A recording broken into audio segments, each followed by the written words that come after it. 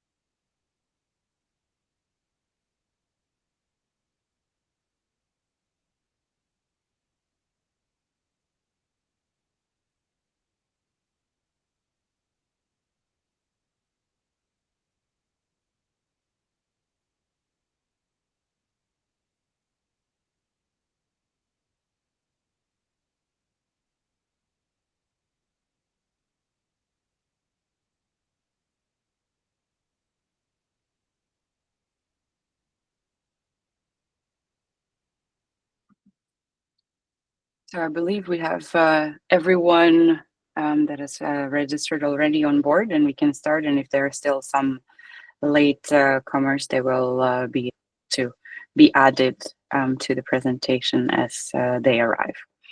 I'd like to welcome you to today's workshop on PED innovation and collaboration that is titled with Building the Future of Energy.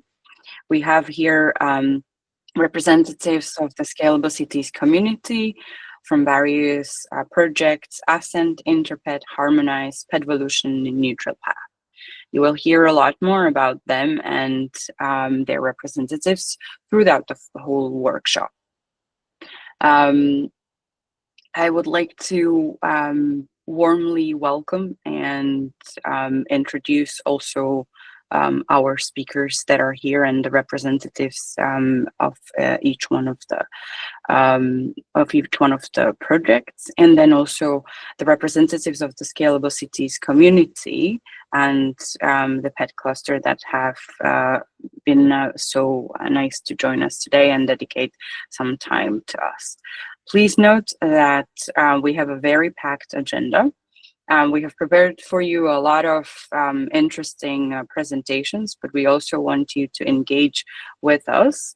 And so there will be space for questions. We will first start with introduction of the Scalable Cities community and what is actually the PED cluster that is a part of this community.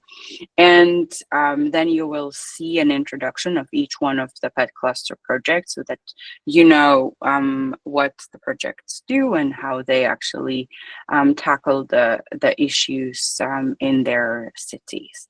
Then we will go to the second part of the workshop, that is a thematic discussion panel, where we have, again, other representatives of our projects that are going to be discussing elements of the PEDs, what are PEDs in practice. We will talk about the strategies and implementation for monitoring, also about citizen engagement and social innovation.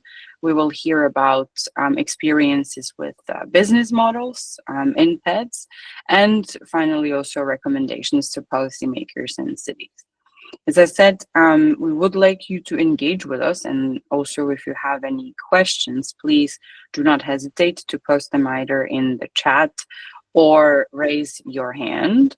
The moderator or me, we will give you the space to actually ask the question, and if there will be no time, we will then also produce the answers in an article that will be finalized after this workshop. So no worries, your all your questions will be answered, and you will be also have the possibility to be put in contact with each one of the speakers. Please do note that the meeting is being recorded, and therefore, if you are not in line with the fact that it will be recorded and then posted across the project's website for public viewing, either exit the meeting now or please do not show your face if you are not comfortable with that. I believe that we are now okay to start. We have most of the latecomers also incoming during this introduction, and so we can fully dedicate ourselves to the workshop. So welcome and enjoy. My name is Veronica Cerna. I'm from 20 Communications, and I'm here representing Scalable Cities, but also one of the Horizon Europe projects called Ascent. I would like to introduce you a bit more into the Scalable Cities community. That is an initiative of the European Commission to support all of the smart cities and communities projects that need to identify and promote solutions and business models so that they can be scaled up and replicated across Europe. They have a wide range of solutions, everything from mobility to citizen engagement to digital technologies, data platforms, but also dedicate a lot of their time to new business models and city governance. This initiative has been actually also a grassroots initiative that was started almost 12 years ago, and is continuing to kind of nurture a community of practitioners and city representatives and experts that are here to collaborate and work together to help each other to either deploy the projects in lighthouse cities, and those are the pilot projects, or then in either follower or multiplier cities who take over the solutions and try to replicate and scale them up in their own city or in their own district. Currently, the community counts 28 smart cities and communities and PED projects, and is spanned across 134 unique cities. And you can see on the map that really the spread is Europe-wide. Some of them, so 48 of them, are lighthouse cities. As I mentioned, those are the ones that are piloting solutions. And then we have 73 fellow or multiplier cities, and those are the ones that are not only following, but also trying to define the strategies and business models and set up the environment for the solutions to be implemented in their own city.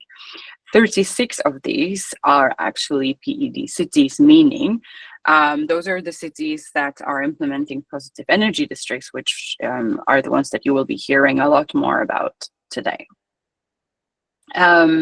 The Scalable Cities has a secretariat, which is where also I come from, and the secretariat offers a wide range of services to the community, everything from organizing city coordinators group that helps coordinators to come together and exchange their knowledge, skills, problems, and how to solve them, to then supporting the cities and their partners with an action grant if they want to, for example, pilot a small project or do a feasibility study, to actually deploying experts in expert groups into various technical areas, or offer peer-to-peer support. So not only to the city coordinators, but also other representatives of the projects and cities, where they can actually call on to their peers from other cities, other projects, for additional support with any kind of technical problems they may have in the implementation of the project. We also are organizing a roadshow that is a dedicated workshop for financial capacity building, and we will have one in July upcoming, and also branding and events such as this one, but not only, a lot of them across the years. The key is that we are really here to support the community, to disseminate all of the solutions further, and to ensure that the community exchanges knowledge and nurtures really a welcoming and collaborative environment.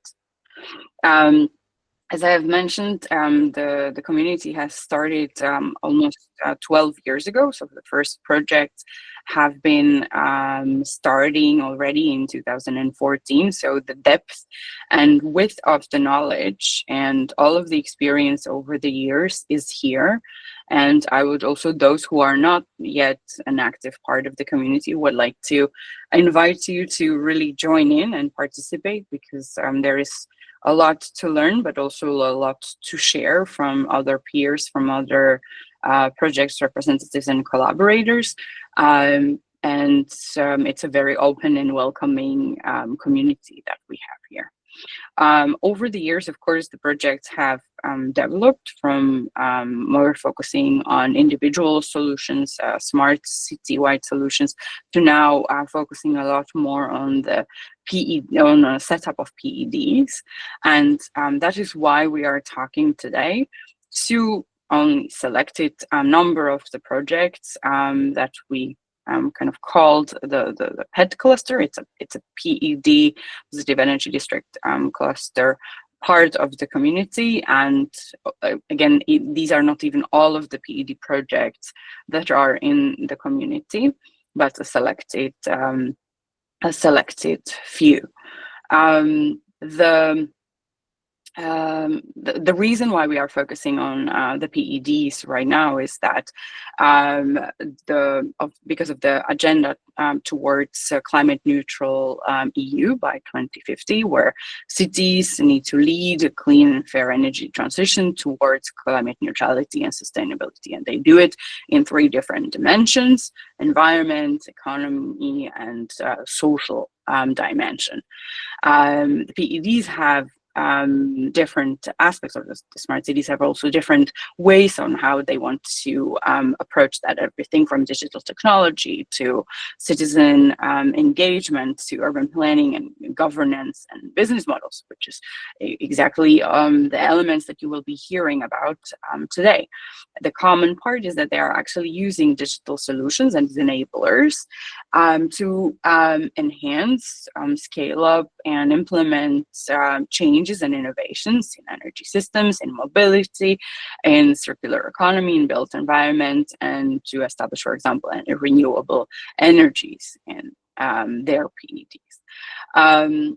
In specifically, we will be hearing a lot today about smart solutions and grid energy management systems, about interoperable solutions enabled by digital technology, about renewable energy production and storage, e-mobility charging infrastructure, and high performance buildings. The target is to have 100 PEDs by 2025. So let's hope that target is reached by the end of the year. As I said, we have a selection of a couple of the PED projects in this cluster. There are some similarities on how they approach the design and implementation of the PEDs, and they are working in various areas also a part of that. So we have Ascent and NEUTRALPATH that you will be hearing also from today, that have digital twins or are developing digital twins and are designing business models that would actually help more scale up and replication of the solutions in the PEDs, either in that particular city or in another city, how they can be implemented and scaled up.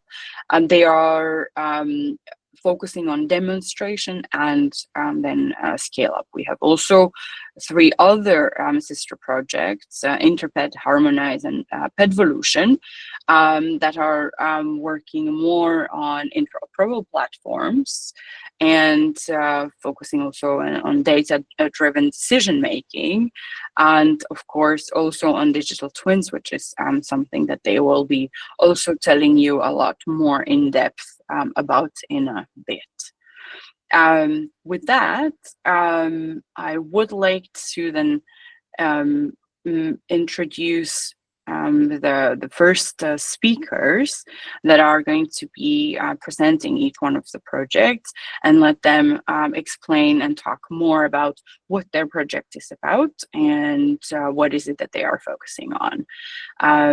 I have here from the project Ascent, Baptiste Meugeot. I have from the project PEDvolution, Marina Lascari.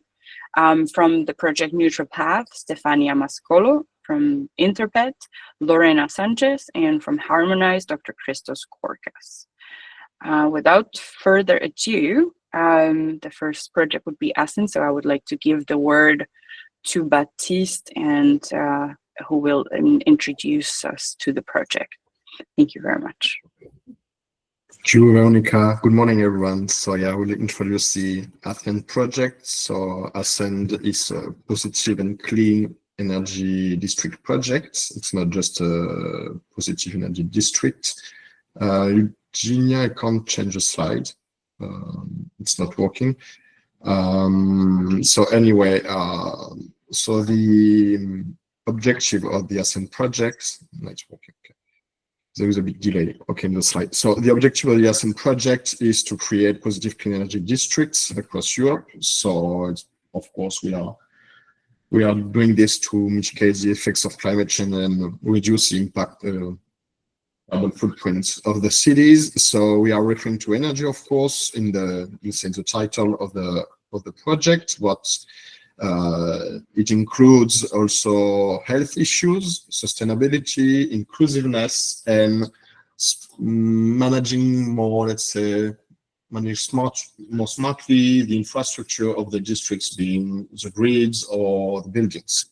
So our main goals in the project is to deliver 2 PCDs in both lighthouse cities of Lyon and Munich within the project duration, and to start the implementation of 6 other positive clean energy districts in what we call the multiplayer cities, which are Porto, Charleroi in Belgium, Prague, Stockholm, Budapest, and Alba Iulia in Romania.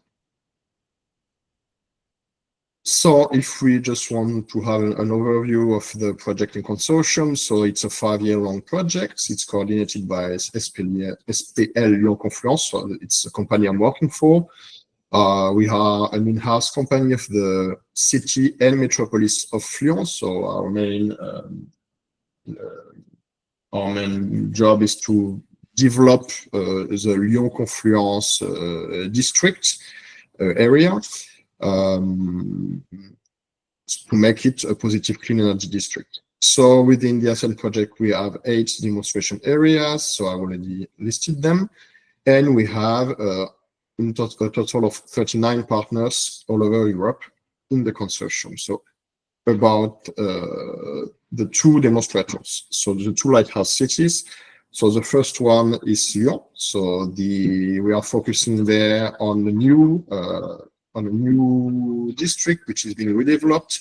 La Confluence is a district in the city center. It was at the end of the 1990s an industrial wasteland, and now it has been redeveloped for more than 20 years. And so we are mainly focusing on new buildings of 170 square meters of new buildings, and some buildings we are going to refurbish to keep some heritage of what was the district in the 20th century. So the planned investment for constructing the buildings is a little bit less than 400 million euros. It's mainly supported by the private investors, private investments, and being the property developers. And we also found, say, a win-win situation with a property developer to deploy massively, let's say, renewable energy production, so mainly photovoltaic production systems in the district.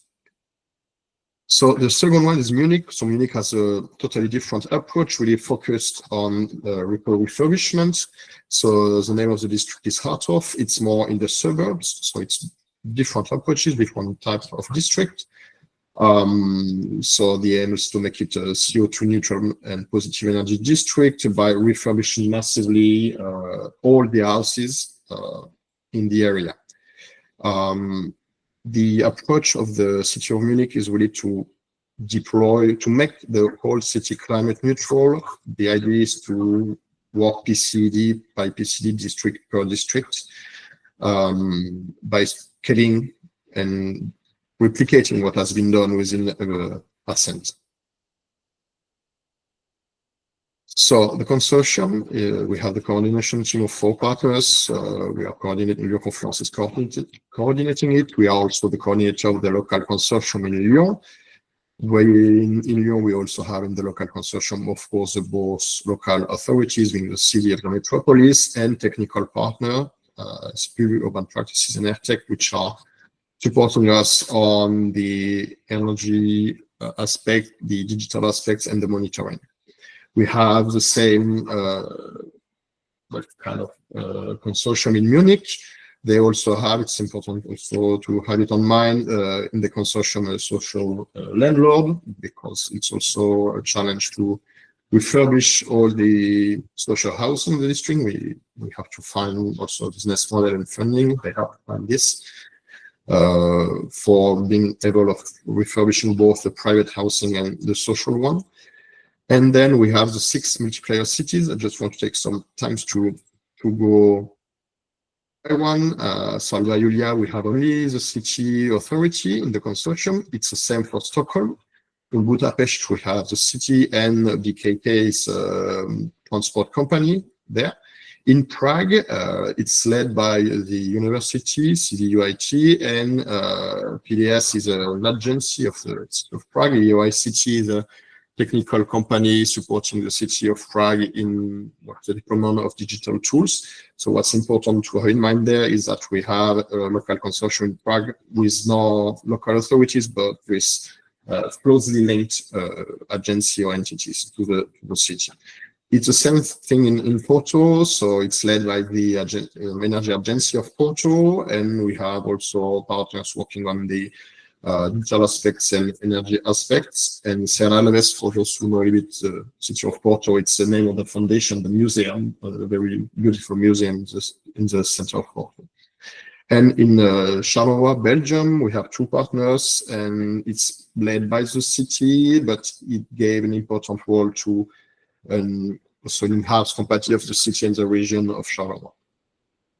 And then we have the cost-cutting experts. Energy Cities is leading helping all the multiplayer cities, and we have experts working on the business models such as University of St. Gallen, Airtrain Solutions, on digital aspects, DKSR, University of Luxembourg, on monitoring, so AIT, and on cross collaboration and communication, so CARTIF and 21 communication, so the company Veronica is working for, or CEO of the company.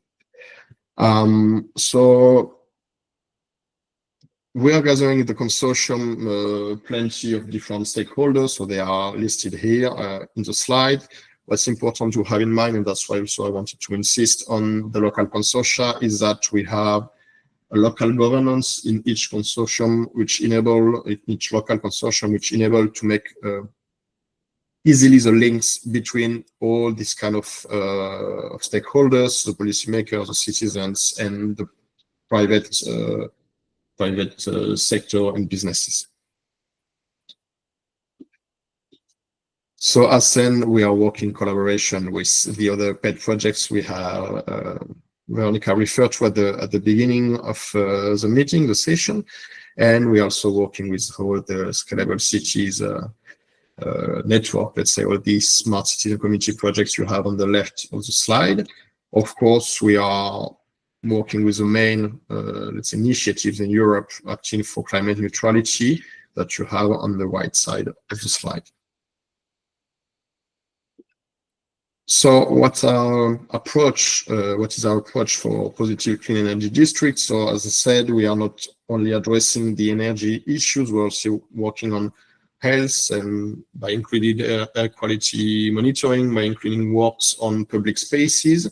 We are deploying digital solutions to manage more smartly the infrastructure. We are working on sustainability. We have a big also big actions on citizen engagement and inclusiveness, and we have, as you've seen, also several partners working on business models to be as resource efficient as possible.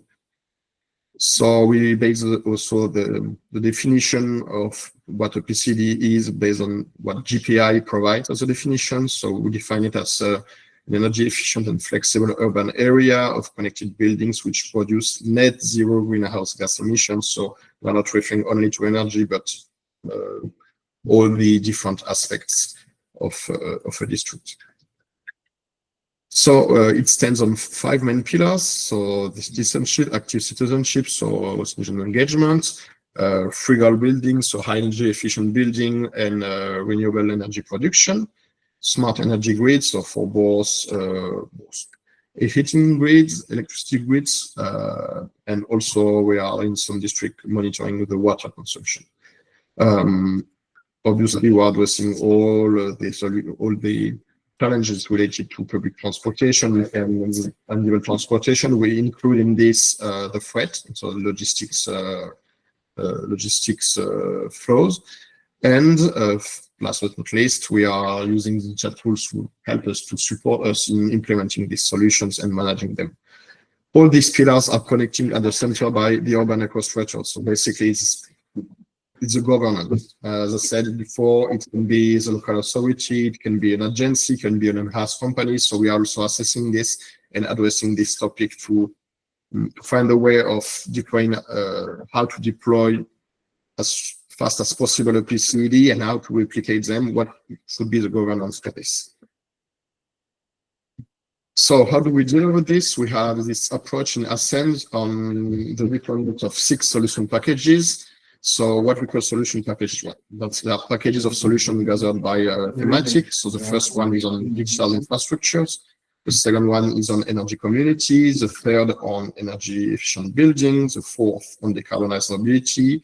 The fifth on citizen-centered solution, and the sixth on urban orchestrators. So it's really linked to the pillars of the positive clean energy district. So each of them is let's assessed technically, financially, to make sure they are replicable and they can be upscaled in the city. Of course, well, they are different depending on the local context and local challenges.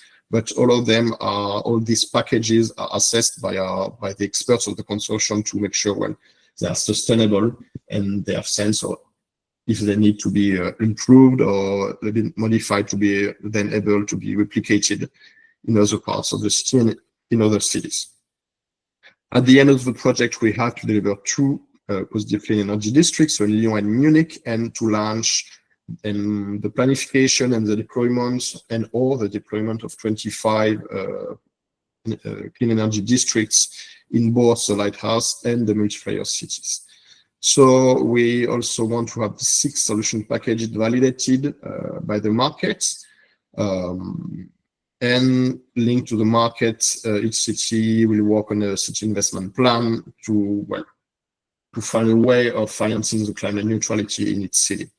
We have also solutions linked to digital aspects, so KPI engine to facilitate and to make easier the monitoring of each district, repository of solutions, so GitHub, and a multi-criteria decision analysis tool, which helps the cities in designing their positive clean energy district.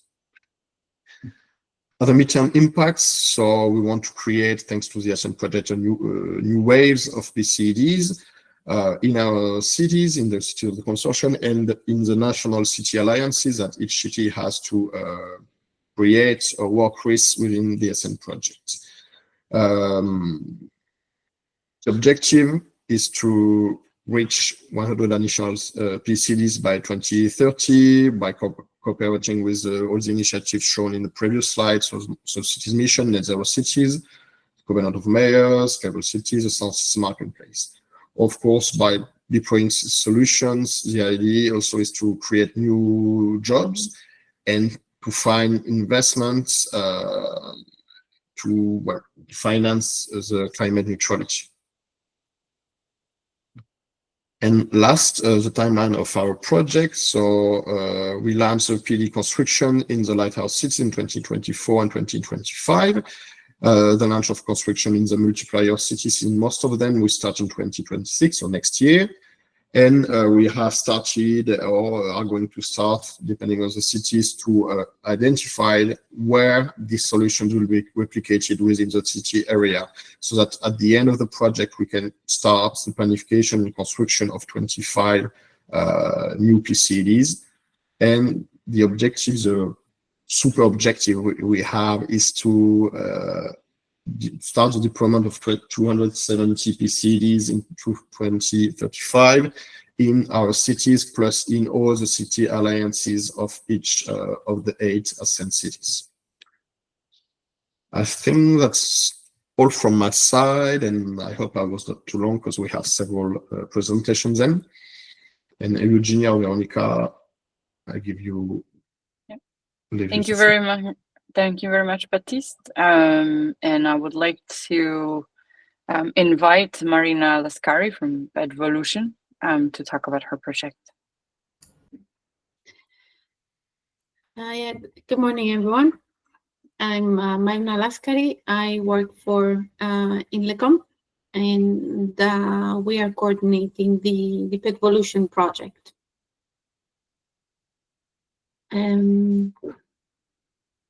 So PEDvolution it was submitted under the same call topic as 2 other projects in this workshop, InterPED and HARMONISE.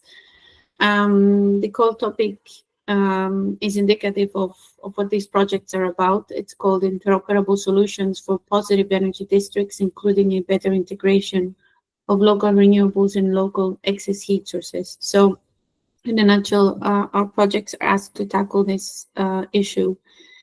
PEDvolution is a 3-year project, and we're halfway in the implementation of the project, and it's planned to finish in December next year. We are 15 organizations from 7 European countries. So I mentioned InLecom being the project coordinator. Symbraxis is leading communication, dissemination, and exploitation activities. We have 7 solution providers, which I will name in more detail in a bit, and also 6 PED stakeholders. And we have 3 main PEDs on the project. The PEDs are located in Germany, Slovenia, and Switzerland. The objectives of PEDvolution are, first of all, as in the core topic, to improve energy efficiency, coupling it with a better integration of local renewables and local excess heat, increase the participation of citizens and the integration of consumers and energy communities in the value chain of the energy system, improve cross-sectorial integration on energy and non-energy sectors, and also, of course, demonstrate fully interoperable solutions for any of the phases of a PED, so planning, design, and development and management. I will try to, the concept of PEDvolution is a bit complex. I will do my best to explain it. So in this project, we consider that because of the continual environment changes, urban energy transitions need to be, and they actually are, in constant evolution. Such environment changes include the evolving social context, adapted legislation, energy prices, increased electric vehicles, and therefore storage capacity, and so forth. Therefore, in this, we saw a strong analogy with the theory of evolution that says that if an environment changes, the traits that enhance survival in that environment will also gradually change or evolve. In PEDvolution, we are developing 7 interoperable solutions, accommodating this constant evolution of PEDs. And these solutions that we propose can design, process, optimize, and strengthen the PED's genotype and or phenotype. By PED genotype, you can see the definition in the right-hand side and also in the figure. PED genotype is the PED's set of genetic material that's built through a unique combination of social technology, interoperability, and market-related aspects. And the PED phenotype is the set of observable characteristics of the PED resulting from the interaction of its genotype with the environment. And by environment, we mean could be the energy market, the industry, mobility, geopolitics, ICT, or have you. These solutions will be tested, demonstrated, and validated in the 3, we call them co-developer PEDs that we already have, and at least 3 additional PEDs that we will onboard through an open call for PEDs. So as I said, we have 7 solutions being developed in the project. In a very worthy slide, you see 4 of them. The first one is the PED design and planning toolset. This is led by Vito. This is a digital planning tool that helps developers and city planners to simulate and optimize energy systems at both building and district levels. Then we have the dynamic decision support guideline led by NTNU. This is a structured workflow and targeted guideline system that helps decision makers in selecting the best technologies, the urban planning strategies, and renewable energy integration approaches. The third tool is the PED Energy Manager, led by Offset. This is a multi-level toolset for optimizing energy flows, utilizing flexibility within a PED, and integrating with energy markets. Data exchange, integration, and interoperability platform. This is the backbone of PEDvolution, and it is led by ICOM. It's a secure data exchange platform that ensures seamless communication between PED assets, PEDvolution solutions, and systems external to the PED. The 5th tool is the PED Readiness Assessment Framework, led by the Zurich University of Think Science and Technology. Forgive me if I'm saying it wrong. This is a systematic evaluation methodology to assess how well a district or neighborhood meets the PED criteria. And then the final two tools that are led by Smart Innovation Norway. First one is a business modeling tool tailored to PEDs, helping stakeholders develop viable and scalable business models. And the social innovation tool, that's a methodology for stakeholder engagement and community participation, ensuring that PED solutions align with local priorities and societal needs. As I mentioned before, we have the three PED co-developers. These have been are in the project consortium and are with us from the beginning, helping in the development as an iterative process of developing, testing, and improving the solutions, and also having their needs, let's say, addressed, have the problems solved through the solutions developed within PEDvolution. The first PED co-developer is Schönbrunn village in Germany. The vision here is, first of all, to equip existing and new renewable installations with automated AI-based controls from the PED Energy Manager toolset, therefore delivering automated control and optimization while integrated with the local grid through the interoperability platform. Also achieve efficient operation of assets to allow additional customers to utilize district heating network and replace energy sources with renewables.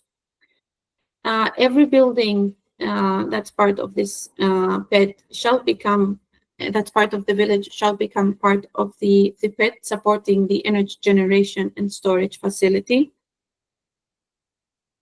Surplus energy in the local environment will be identified and channeled to heating and electricity storage facilities, further improving the overall performance and reducing the need for investments. And finally, starting from this Schönbrunn PED, all renewables from partner SWW. SWW is a DSO and district heating operator, together with cross-vector assets, will be integrated in the next level approach, the SWW PED. The end goal is, after building this SWW PED, is to establish the ultimate PED on a regional level, namely the Zenob PED. Zenob is a joint venture, again, a project partner, promoting and financing innovative energy solutions. The second PED is located in Slovenia, is a residential neighborhood, Planina. The vision here is to equip existing industrial components for low temperature dirty condensate inside with calorimeters to determine precise temperatures, whereas the PEDvolution toolset will calculate the accurate waste heat energy output. Also virtually connect nearby hydro power plants to the PED. And the new energy community will provide renewable energy with long-term fixed electricity prices to reduce risks related to energy markets. Also, the vision is to transfer excess heat that's not used in the industrial process to a second nearby PED, for the possibility of completely excluding the need for natural gas. Integrate an electric boiler into the Planina boiler house, ensuring smooth operation of system services, namely negative secondary control. And finally, integrate new software solutions from the PEDvolution toolset to allow automatic dynamic demand response of the individual buildings and the industrial equipment in order to most cost efficiently adapt to the upcoming new tariff system. So the end goal here is to create a new energy community together with citizens and industrial partners who provide excess heat for optimal revenue distribution and sharing of benefits. Finally, the hard community in Switzerland. The vision here is to expand the photovoltaic system on additional roofs, expand the e-mobility, shared mobility options, create self-sufficient communities of single buildings,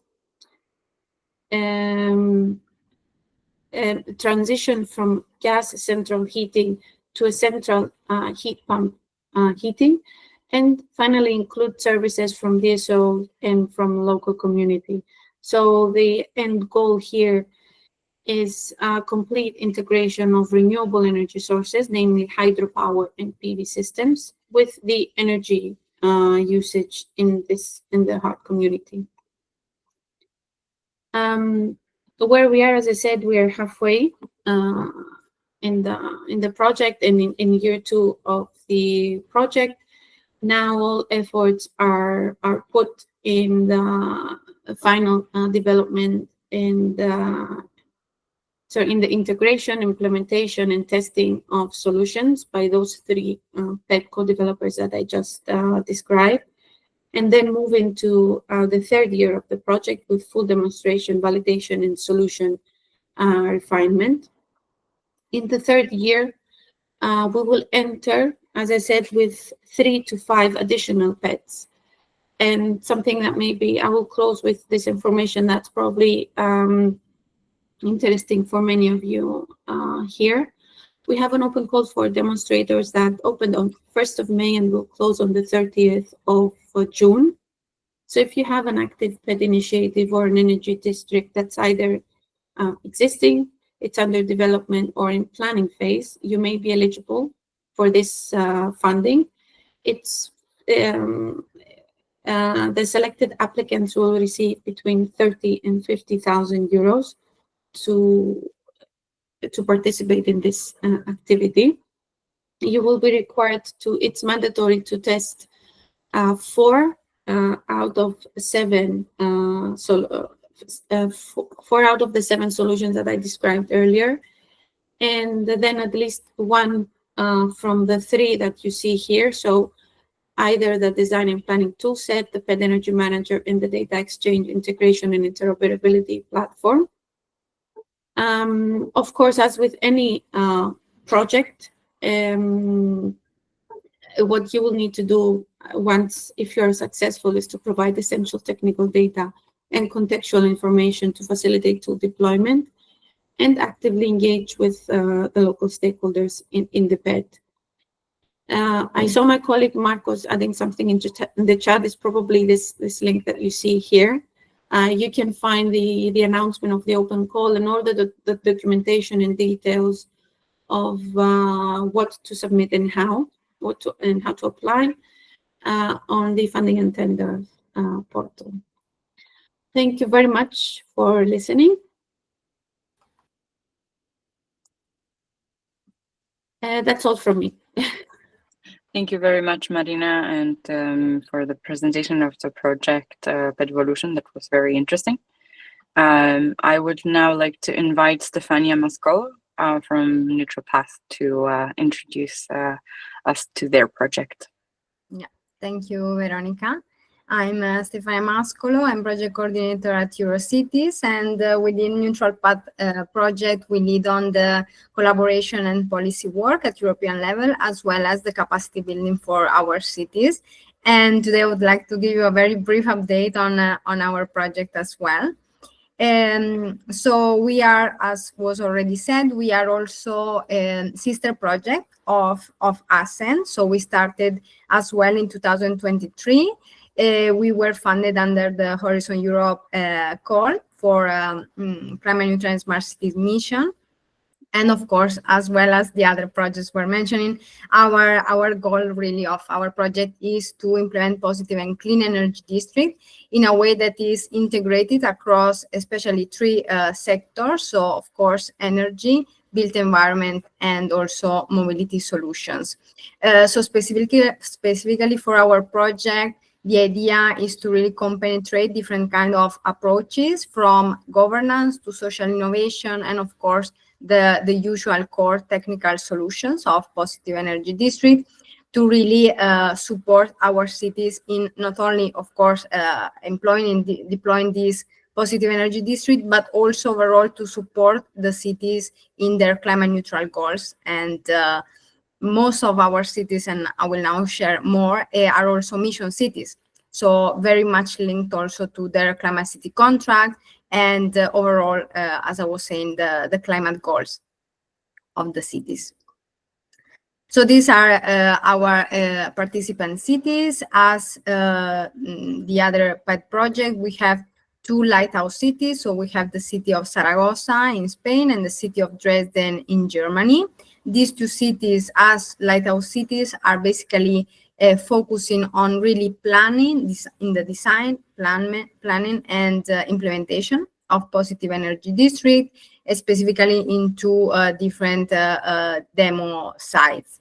And then we have 3 other cities, Ghent, Vantaa, and Istanbul, that are fellow cities. So over the timeline of the project, these other cities are following the implementation in Dresden and Zaragoza, really trying to learn and also adapt, of course, to their contextual needs and challenges as well, the positive energy district. And hopefully they will be able to start the implementation right after the project ends in 2027. So we are basically in year 3 of our implementation timeline. Well, I won't enter really into the details of the PCD concept because it's going to be the same for all of us today.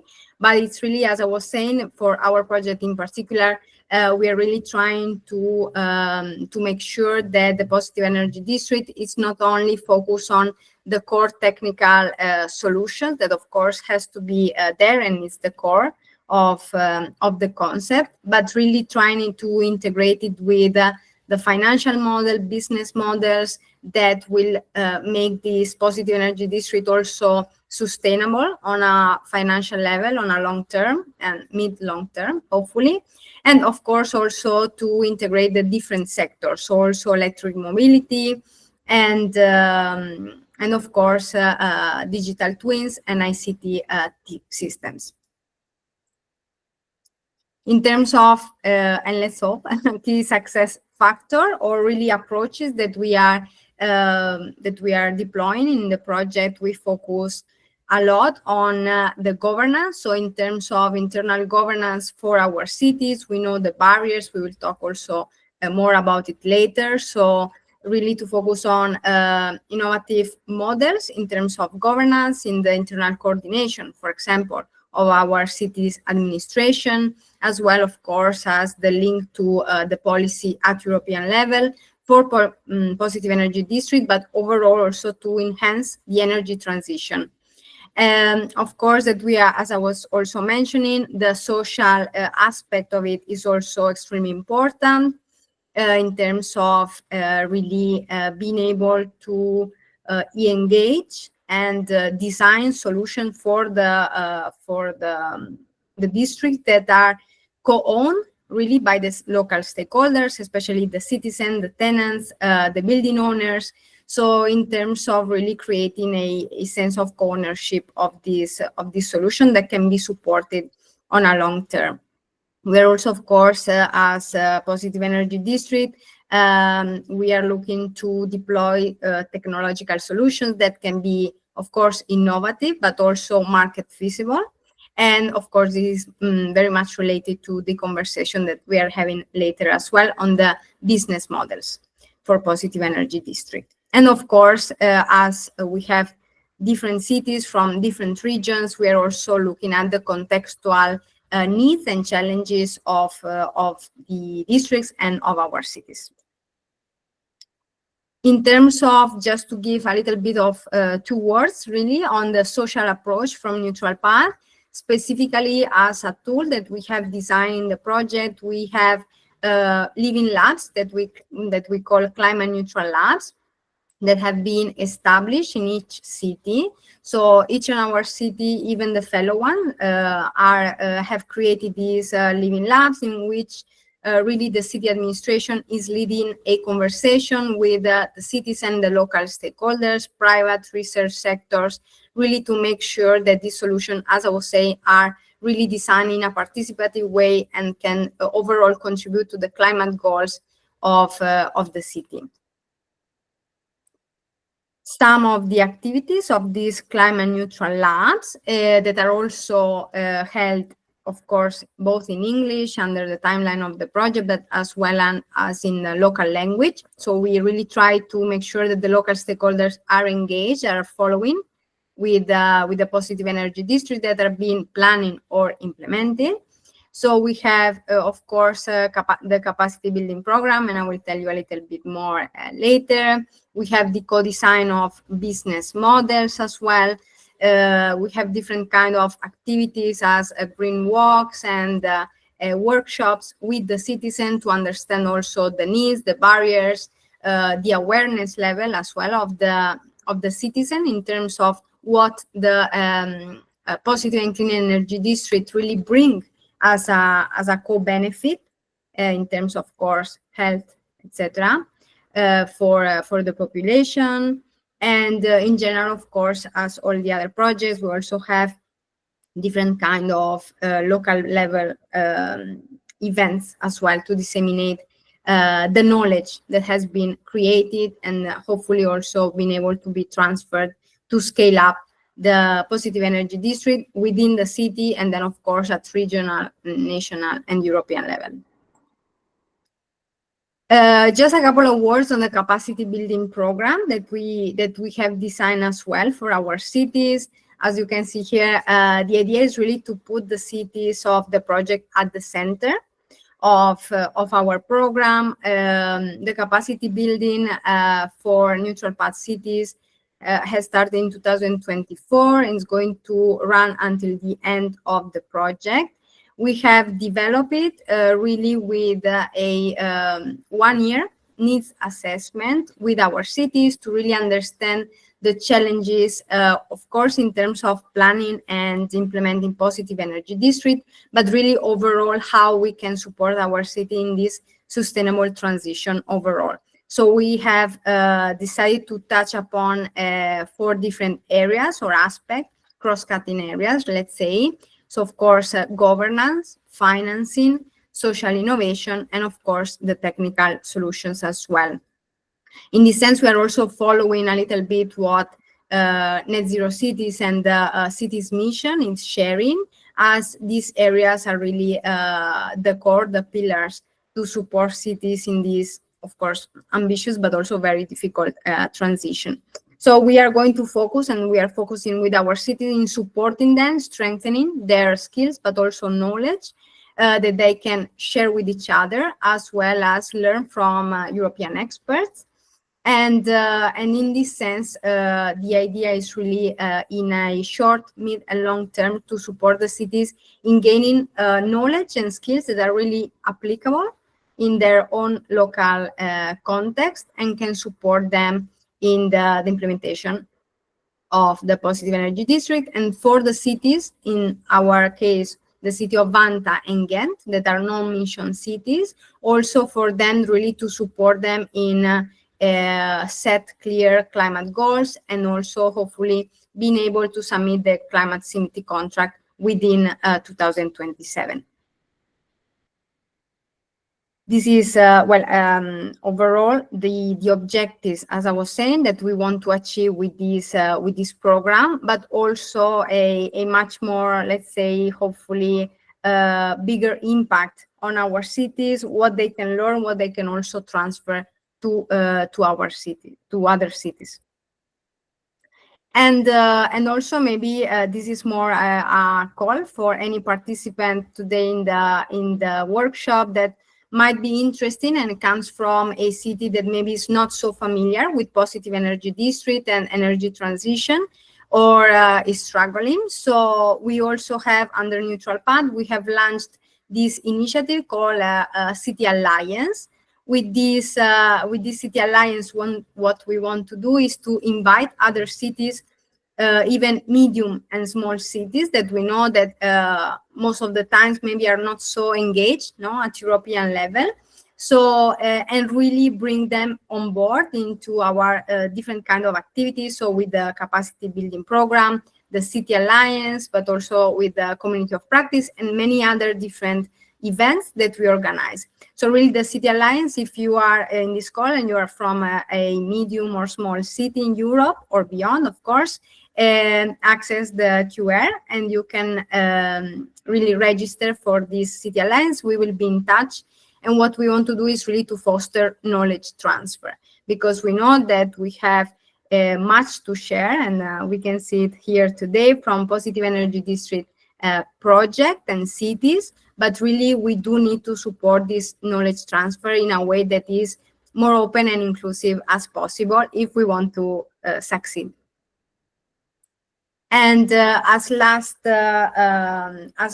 also approach that we have developed in NeutralPath, this is more the community of practice is a tool that we use mostly for technical providers. So if you are from a research center, more private sector, and you would like to be in contact with other professionals that work as well in the sector across, as I said, built environment, energy, mobility, and beyond, really across the climate and sustainability fields, feel free to sign up to the community of practice. We have a group in the Net Zero City platform, so there are more than 4,000 users, and what we do is really trying to design events that engage with our community, and we can support especially the innovation and research action in this sense.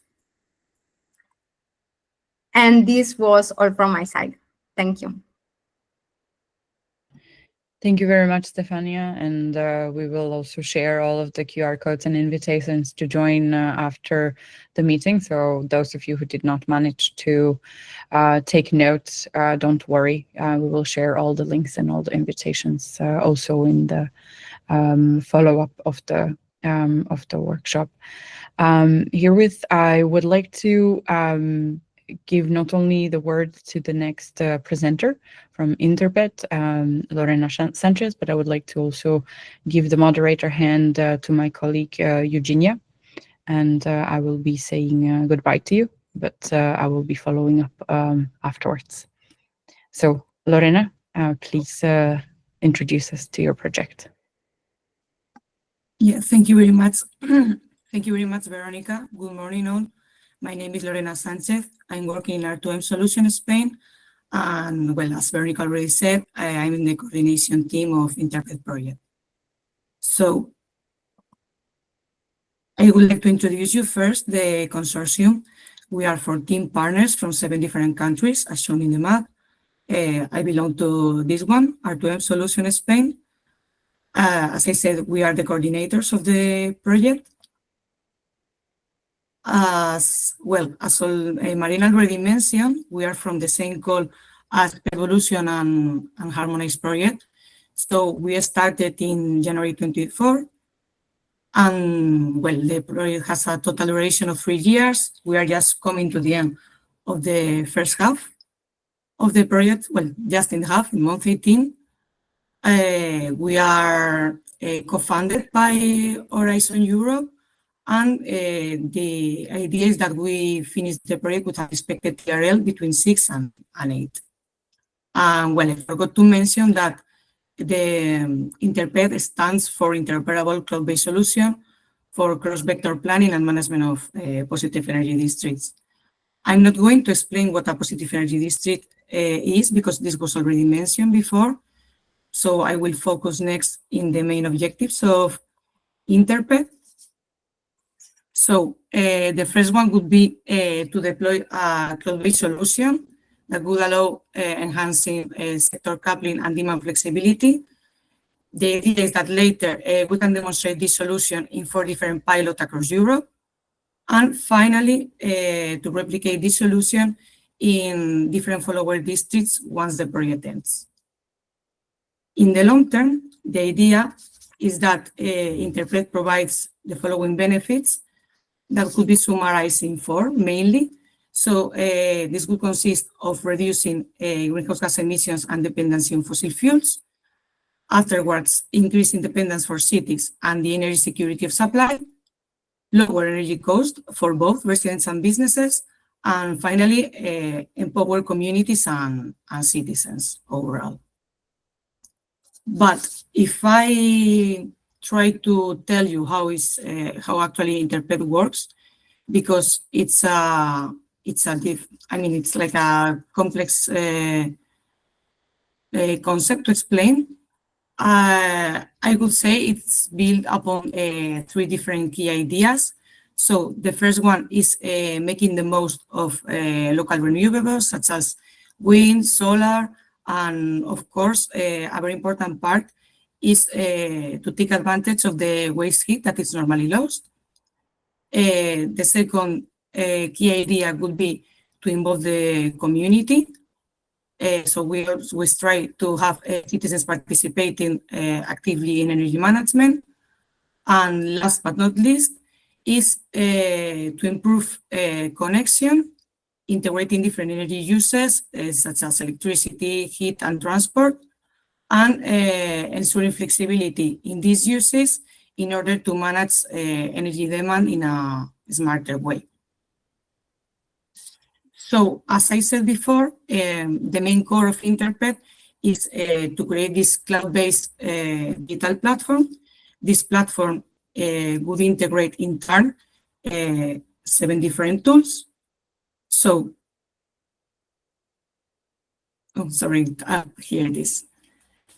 Among these different tools, we need to make a distinction in 2 groups. The first group of tools, it's tools for future planning. This would belong to the design phase of the positive energy districts, and what they allow is to carry out simulations in order to perform scenarios, different scenarios, and based on the results of these scenarios, trying to improve decisions making and make better decisions in the long term. To this group, we would have, for example, the cross-vector planning toolbox and also the life cycle assessment, who tries to analyze the impact during the whole life cycle of a technology of a product. In our case, we measure the environmental impact and also the life cycle costing. And then in the other group, we will have tools for energy management. This would be for the operation phase of the positive energy district. To this group would belong the rest of the tools that are shown here. And the main aim of these tools is to achieve a better prediction, optimization, and control of the PED operation. So within all these tools, if we need to highlight the innovation, the main innovation of InterPED and the project as a whole, we will need to highlight that the user and the citizens are always in the center, so they always have the control of the positive energy district. The second main innovation we need to underline here is that we aim to create a local energy marketplace. This could include peer-to-peer trading, and the idea is that the members of the community can exchange energy among themselves. And finally, the third main innovation, it would be, as I mentioned before, the real-world testing. So this is the demonstration in the different pilots we have in the project.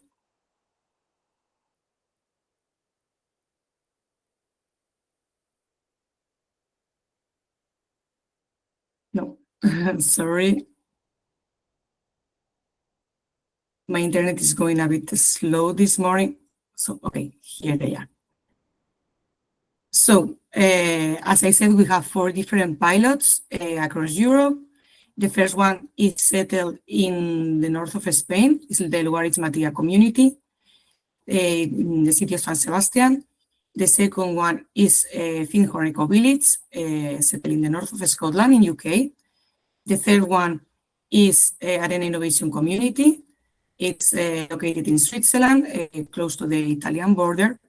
And finally, we will have Alba Iulia municipality, which is located in Romania. This pilot was already introduced by the ASCEND project because they are also participating there. And well, all these pilots are a mix between residential and commercial and tertiary buildings, except for the pilot in Alta Julia, which is only tertiary buildings. So looking at the progress we have made so far in InterPED, we are now starting the deployments in all these pilots. There was a deployment plan that was already finished, and the idea is to start with all the installations now. So if we look to the total project progress, as I said at the beginning of the presentation, we are about to finish the first half. We can say that we have already accomplished 3 out of the 7 milestones. So we already finished last year pilot characterization and the specification of demo scenarios. We also finished the project requirements for the platform and the definition of the KPIs. And we have the planning tool that I mentioned before, cross-vector, and also the life cycle assessment tool that they are about to be completed by the end of this month. And we also finished the participant recruitment because, as we said, part of the core of InterPED is to place the user and the city and the citizen in the center of the positive energy district. So the next step now would be to finish predictive data analytics and the baseline period for data acquisition. So as I said, we are creating this platform, and we need now to adapt the different tools that will be integrated for the different pilots. And well, this phase is planned to start in the coming months. And then we will also have a phase of, well, after completing the installation, all the validation of the project and all the front-end installations. So this is everything from my side. Thank you very much. Happy to answer if you have any questions. Thank you very much, Lorena, for your presentation. I'm happy now to hand it over to the next project, HARMONISE, with Dr. Christos Korkas from the Center for Research and Technology, HELLAS, and also HARMONISE project coordinator. Hello, good morning to everyone. I hope that you can hear me. So my name is Christos Korkas, and I'm representing CERT from Greece, which also leads the HARMONISE project. So our project, as previous people mentioned, is a sister project with InterPED and PEDvolution. Our acronym stands for the project name, which is Hierarchical and Agile Resource Management Optimization for Networks in Smart Energy Communities. And in contrast with the rest of the project, we are the newest member on the cluster since we initiated our actions just 1 year ago, 1st of June of 2024. So we closed up our first year of operations. So our project and our project consortium is comprised of 15 different partners coming from 8 different countries. We are operating 4 physical pilots that we are going to mention later on. We have 8 replication activities and 8 replicators, and we involved in these pilots more than 2,500 people. So the HARMONISE project comprises of 8 main objectives, spanning from integration of renewables to predictive analytics and energy management systems that utilize AI in order to facilitate the decision making. But our main focus is on the integration of different data and different tools into a unified platform in order to provide adaptive business models, flexibility strategies, to trust and verify the participation of different citizens and different stakeholders into the energy mix of the communities, and of course promote the climate adaptation of these communities, and of course the citizen entrepreneurship. So in order to promote the business aspects of all these tools. So the project, as I said, is comprised of 4 main physical pilots and 1 virtual pilot that connects all these pilots in a unified case. But also we have 9 different outcomes, 9 different results, beginning from the FCIID devices, as we call them, which are basically asset and district-oriented fog-enabled devices. So smart nodes, smart PCs that are connected to the field in order to aggregate field data and also connect all field assets into the mix. Then we move to the end-to-end aggregation and interoperable platform. So basically, our platform aggregates data coming from multiple vendors, multiple sectors into a unified system. In order to go on to the rest of the project results, such as the intelligent automatic load control, both for asset and network level, the AI-based forecasting toolbox that is utilized alongside this automatic control tool. And both are utilized in order to optimize the operation of all district assets, but also to optimize the operation of the whole asset as a node of the grid of the future. Of course, alongside with this real-time optimization and prediction tools, we have a design and expansion toolbox that facilitates the decision-making of the district managers, of the district users in terms of expansion, of new assets that could be installed into the mix, of new business models that could be developed in order to help the decision-making on an offline manner. All these tools are encapsulated under a user-centered gamification app. So a front-end app with gamification aspects that help us, promote the outcomes of the project towards the end users, towards the citizens of the energy communities that are present to our project.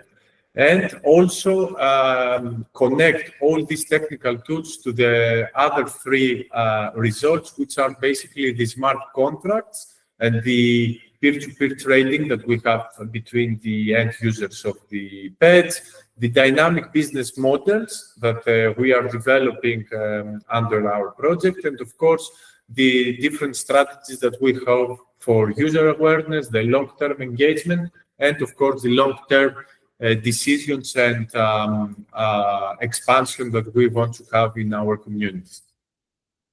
So the concept pretty much, as I described it, is comprised of 5 different levels. The first level, of course, is the asset level. So basically, whatever is encapsulated into these communities, such as smart buildings, renewable energy systems, storage systems like batteries and EV procedures. So everything that is around into a community. Then we have the prediction and control layer. So basically all the technical tools that are utilized for real-time control, real-time predictions, and facilitation of the decision-making in real time regarding the energy decisions of the users. Then, of course, we have the aggregation layer where we have the aggregation platform alongside the security and privacy mechanism and the blockchain-based smart contract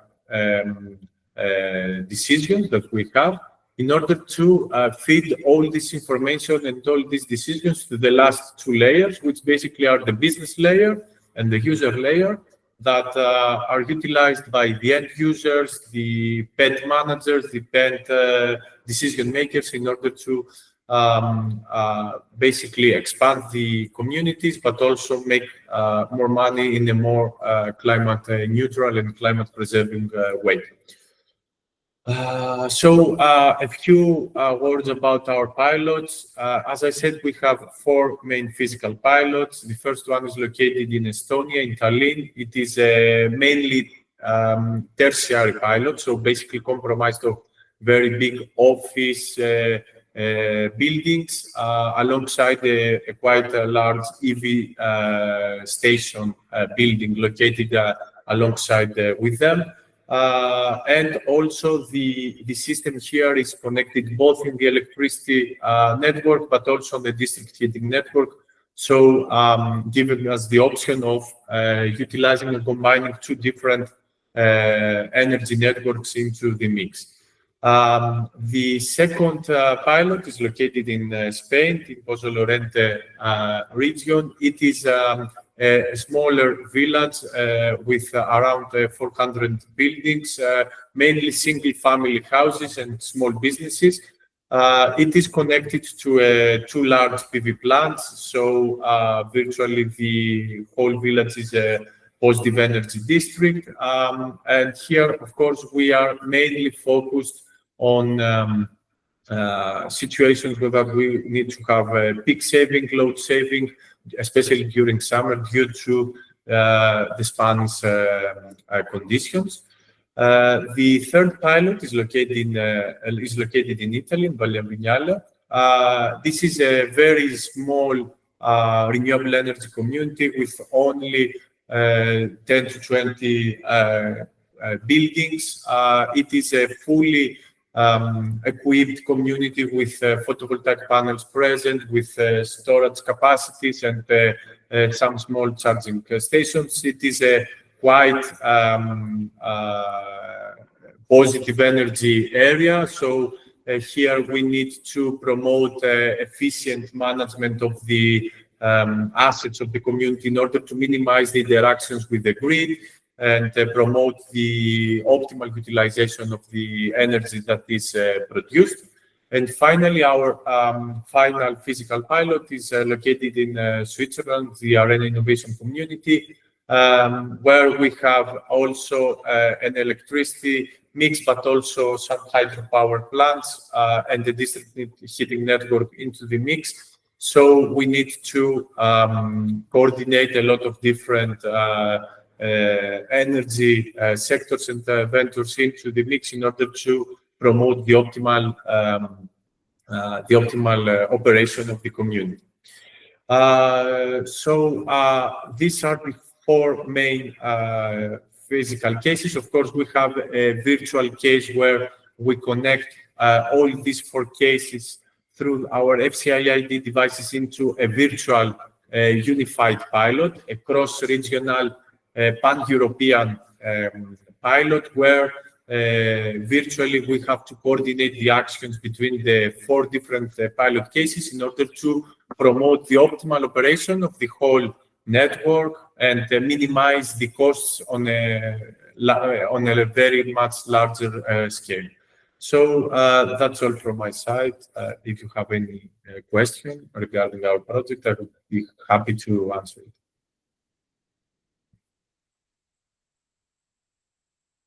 Thank you, Christos. I really invite the audience to raise their hand in case they have any questions, or just pop them in the chat.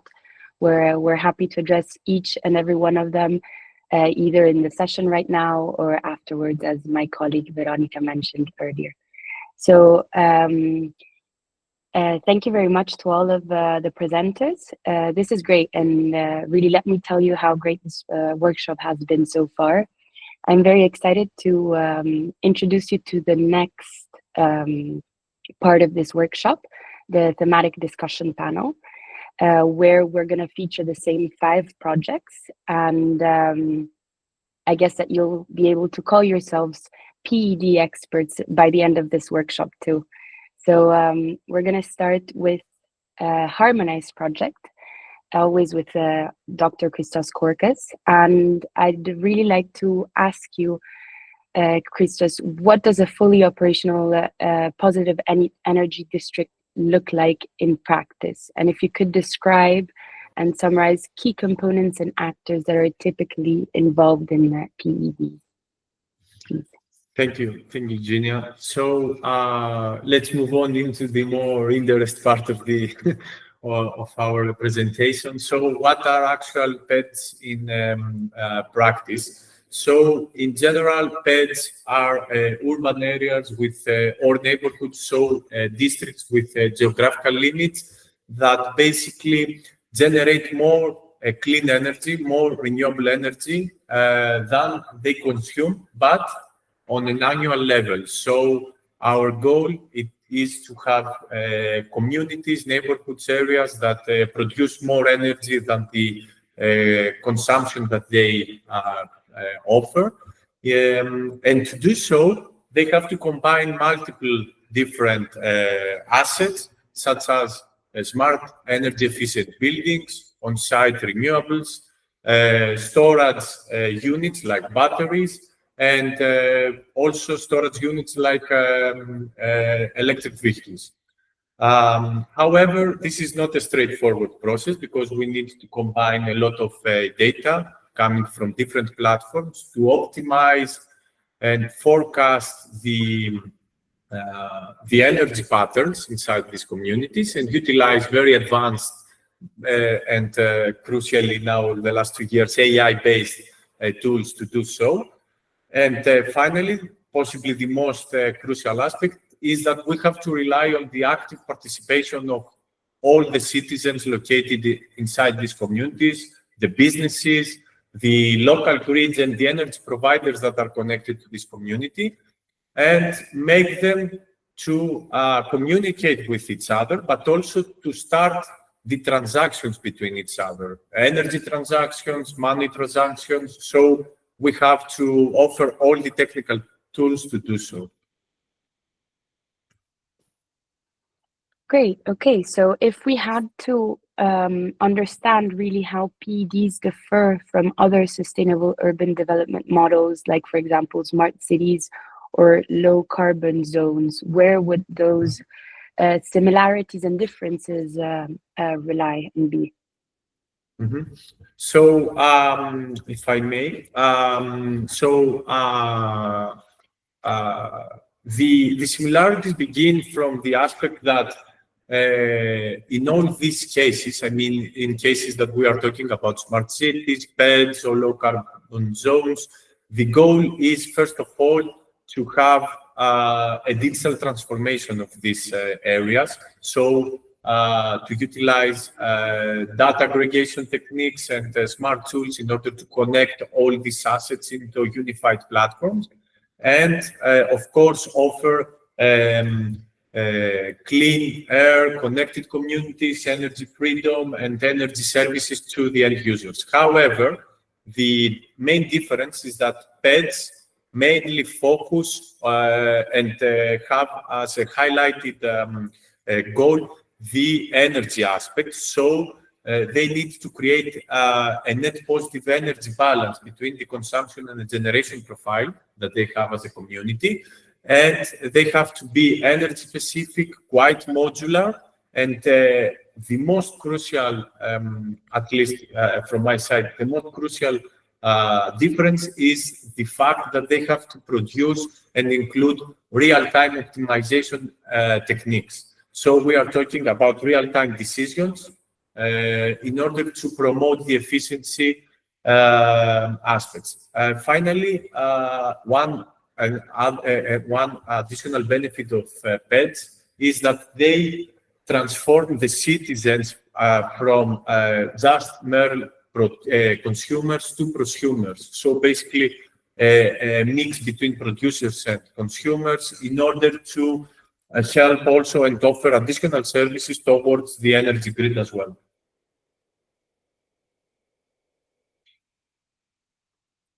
That's great. So how do then PEDs address the dynamic between energy production consumption and storage on really a district level? Mhm. So basically, and again, now I'm moving forward to the challenges that we have to face as PED coordinators or PED projects in that aspect, is that PEDs in general have to operate like a mini smart grid. So PEDs actually are microgrids, essentially, that need to, introduce a lot of different technical tools, and especially a lot of tools regarding the data sharing, the data interoperability. That is also the main focus of our project and, of course, of our sister projects, that will give us a chance to coordinate the actions between all the different assets that we just mentioned. So assets that are including production units, assets that are including storage units, but also assets that include consumption units like the buildings, the charging stations. So we need to, overcome these communication blocks, to overcome these data sharing obstacles, and promote the active participation of all these assets into the energy mix. And if I may, some of the most common practices that we have in the PED projects is the use of these local installed renewables, rely on district-wide control platforms to optimize the energy mix and coordinate the production and consumption profile between between these nodes, to integrate these storage units and the EV charging infrastructure into these platforms, and apply smart algorithms, smart tools in order to promote demand response strategies and this predictive AI. Finally, and probably this is the next step forward for PEDs, is that PEDs are not operating alone. So we are talking about PEDs that eventually will cooperate between each other. We are talking about PEDs that are going to be quite modular and need to be expanded or to be replicated into the same city or into different cities. And of course, we are talking again about the people. If people are not going to be part of this transition, the PED experiment is going to fail. We need people to be on the forefront. We need people to take advantage of these tools, and we need people to replicate all these activities in order to expand the PED experiment across Europe.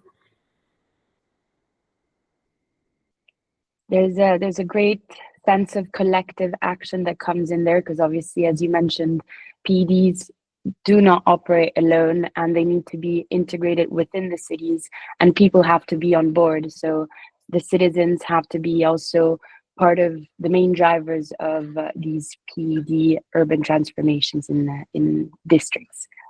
So thank you so much, Christos.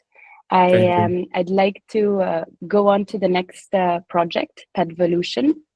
We have Minna Kuivalainen, which has not spoken yet. And let me briefly introduce her as the behavioral scientist of Smart Innovation Norway. She brings insights from social sciences perspectives into energy research in EU research and innovation programs, such as the one she is representing today, so PEDvolution. Hello, Minna, welcome. Hello. Hello. So my first question is a bit to set the scene. So we've been seeing what PEDs are, and Christos has been walking us through that as well. PEDs are often defined through a technical lens and primarily in terms of energy surplus, as we have mentioned. But shouldn't we pause to ask, what does the word positive really mean? If we take that question seriously, then we should also have to ask, positive for whom and in what ways?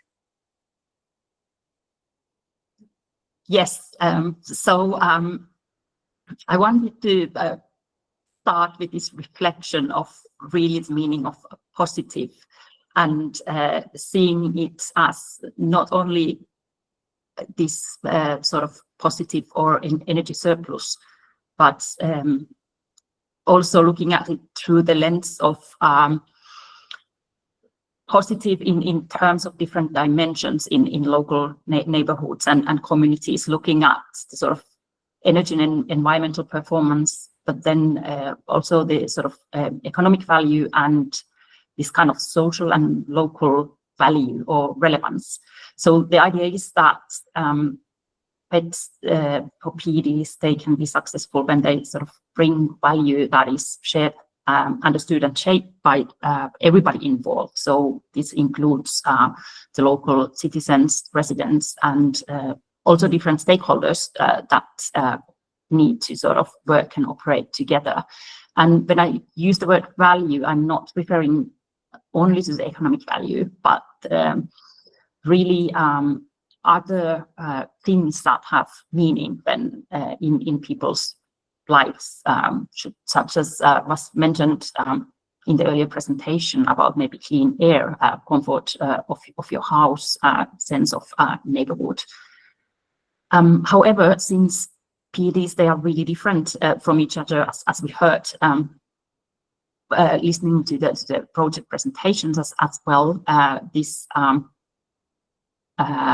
positive, it kind of eventually needs to be defined and understood locally, like what is really relevant in that local setting where you're operating for local residents, businesses, and so on. So it actually should be defined together with communities and with people, and this is where the sort of citizen and stakeholder engagement comes into play. So involving citizens, involving different stakeholders into this conversation to understand what really matters locally, I think that's really important.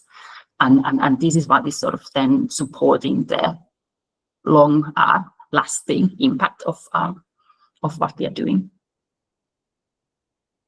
Definitely. And as you mentioned, PEDs are indeed extremely different from one another. And they stem from bottom-up community-driven initiatives to top-down municipal or utility-led efforts. So they can involve a wide range of actors, really, from residents and local businesses to city authorities and energy providers. So what kind of engagement strategies work in such diverse and local contexts, and what can we learn across them? Yeah, so as we discussed, really I've heard sometimes it's said that if you've seen one PED, you have seen one PED, because they can be so different from each other. So they really vary.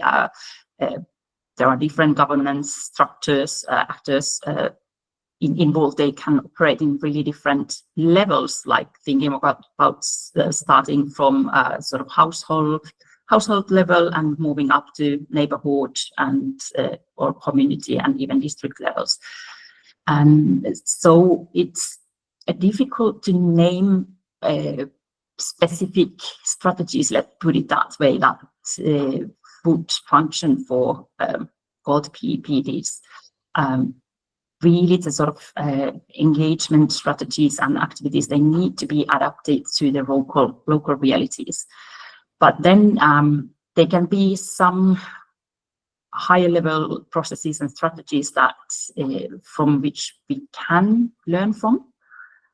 And I'd say that in all cases, these kind of cross-cutting themes such as leadership, building trust between different actors, sort of building and constructing motivation, they are shared elements between all the PEDs. But then eventually the interventions that we do, the outcomes, they will really be locally shaped and determined and kind of look different in different settings. But for example, how we approach this heterogeneity in PEDvolution, social innovation or stakeholder engagement approach that we have proposed for this project. It's this kind of an overarching process with 4 different steps. It's really starting to sort of looking at what are my goals and aims in this particular setting, what kind of interventions I'm planning to introduce, understanding who are then the sort of key players and stakeholders regarding these activities that have been proposed for this particular PED. And then really approaching and discussing with these stakeholders, collecting information and understanding the different viewpoints and sort of needs and preferences of those stakeholders, be them citizens or other kind of like local businesses, municipal actors, different type of relevant actors for the PED. With all that information and sort of going through it and co-creating together with these stakeholders, we can then build up these local action plans. Looking at, by action plan, I mean quite a lot on this kind of like strategic stakeholder engagement lens, but this can also mean that we need to change, for example, something based on the suggestions of a stakeholder, so that we can build and contribute our interventions in a way that they really are kind of locally accepted and bring this joint value to everybody.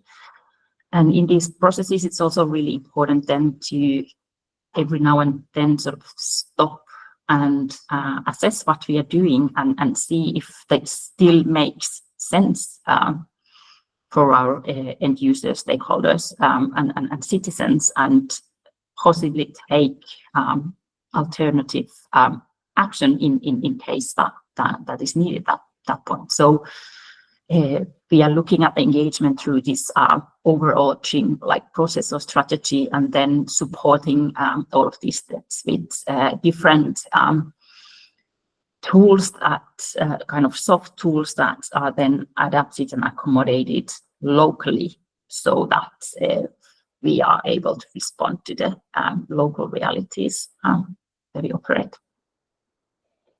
Thank you, Mina. My understanding is that it really does become a sort of reiterative process that needs a spot-on recalculation as the PED evolves.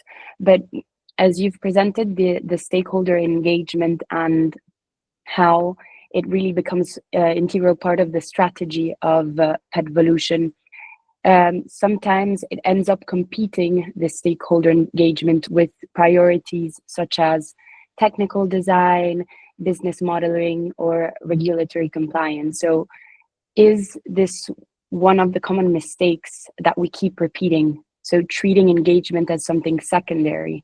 What could we do differently to make sure that the social innovation and stakeholder engagement are not sidelined?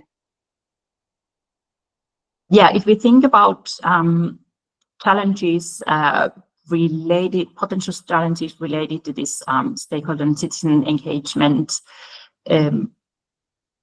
sometimes, yeah, there are these competing priorities between different components of the project, but then other challenges that are often brought to my attention, for example, is that, yes, we try to organize these events and sessions with people, but it's not always so easy to actually mobilize people.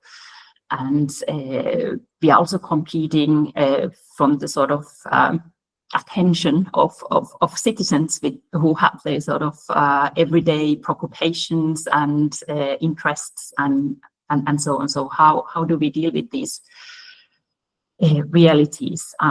I do acknowledge and admit, I think it's well acknowledged that stakeholder engagement, it takes time, and often you really need to start with this kind of trust building and finding people and like being able, needing to go out there where people are and making your case. So it does take time.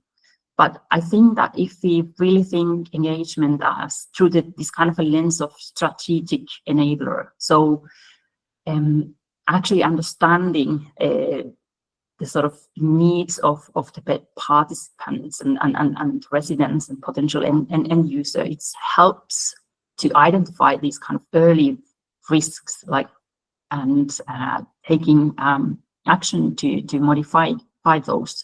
The enhanced participation, it increases shared ownership and sort of more long-lasting adoption of our other tools or interventions and whatnot, which also then increases the sort of legitimacy of the actions that we do. It also kind of helps to make more realistic kind of business decisions. It can help to have more accepted technical solutions, and equally kind of create this. It can contribute to creating this kind of local social fabric, sense of community, and so on. So if we take a look at it from that perspective, then I can maybe ask that, can we afford not to invest time and resources into this? Because then the sort of impact and consequences could be pretty different on what we do. So thank you, Mina, because this is really truly interesting of understanding how PEDvolution actually puts stakeholder engagement and citizen engagement at the forefront of its strategy. So if people have joined as our speaker here was responding to my questions, and in case you were wondering, what my main takeaway is that PEDvolution basically does PD scoping, understands who the stakeholders are, and really evaluates the needs of these stakeholders through a reiterative process of the development of a PED. So thank you so much, Mina, for walking us through PEDvolution and its strategy. Right now, let me introduce you to the InterPED representative, Valentina Janev, which is a senior researcher at the Pupin Institute at the University of Belgrade, and to whom I'm going to be asking my next questions. So hello, Valentina, and welcome. Hello. Can you hear me? Hello. Yes, we hear you perfectly well. Thank you for being here. So the first question is diverted a little bit to explaining the concept of data spaces and the role they have in InterPED and its relevance for implementation solutions for positive energy districts. Sure. I would like to go back to February 2020 when the European Commission announced European data strategy. With the goals of boosting the European economy in alignment with the core European ideas of privacy, fairness, of competition and self-determination. So in this strategy, indeed, a cornerstone is the data space concept. Sorry, Eugenia, you have in the slide. Okay, I see your name across the picture. So I don't know if it's everything for. Okay. Okay, thanks a lot.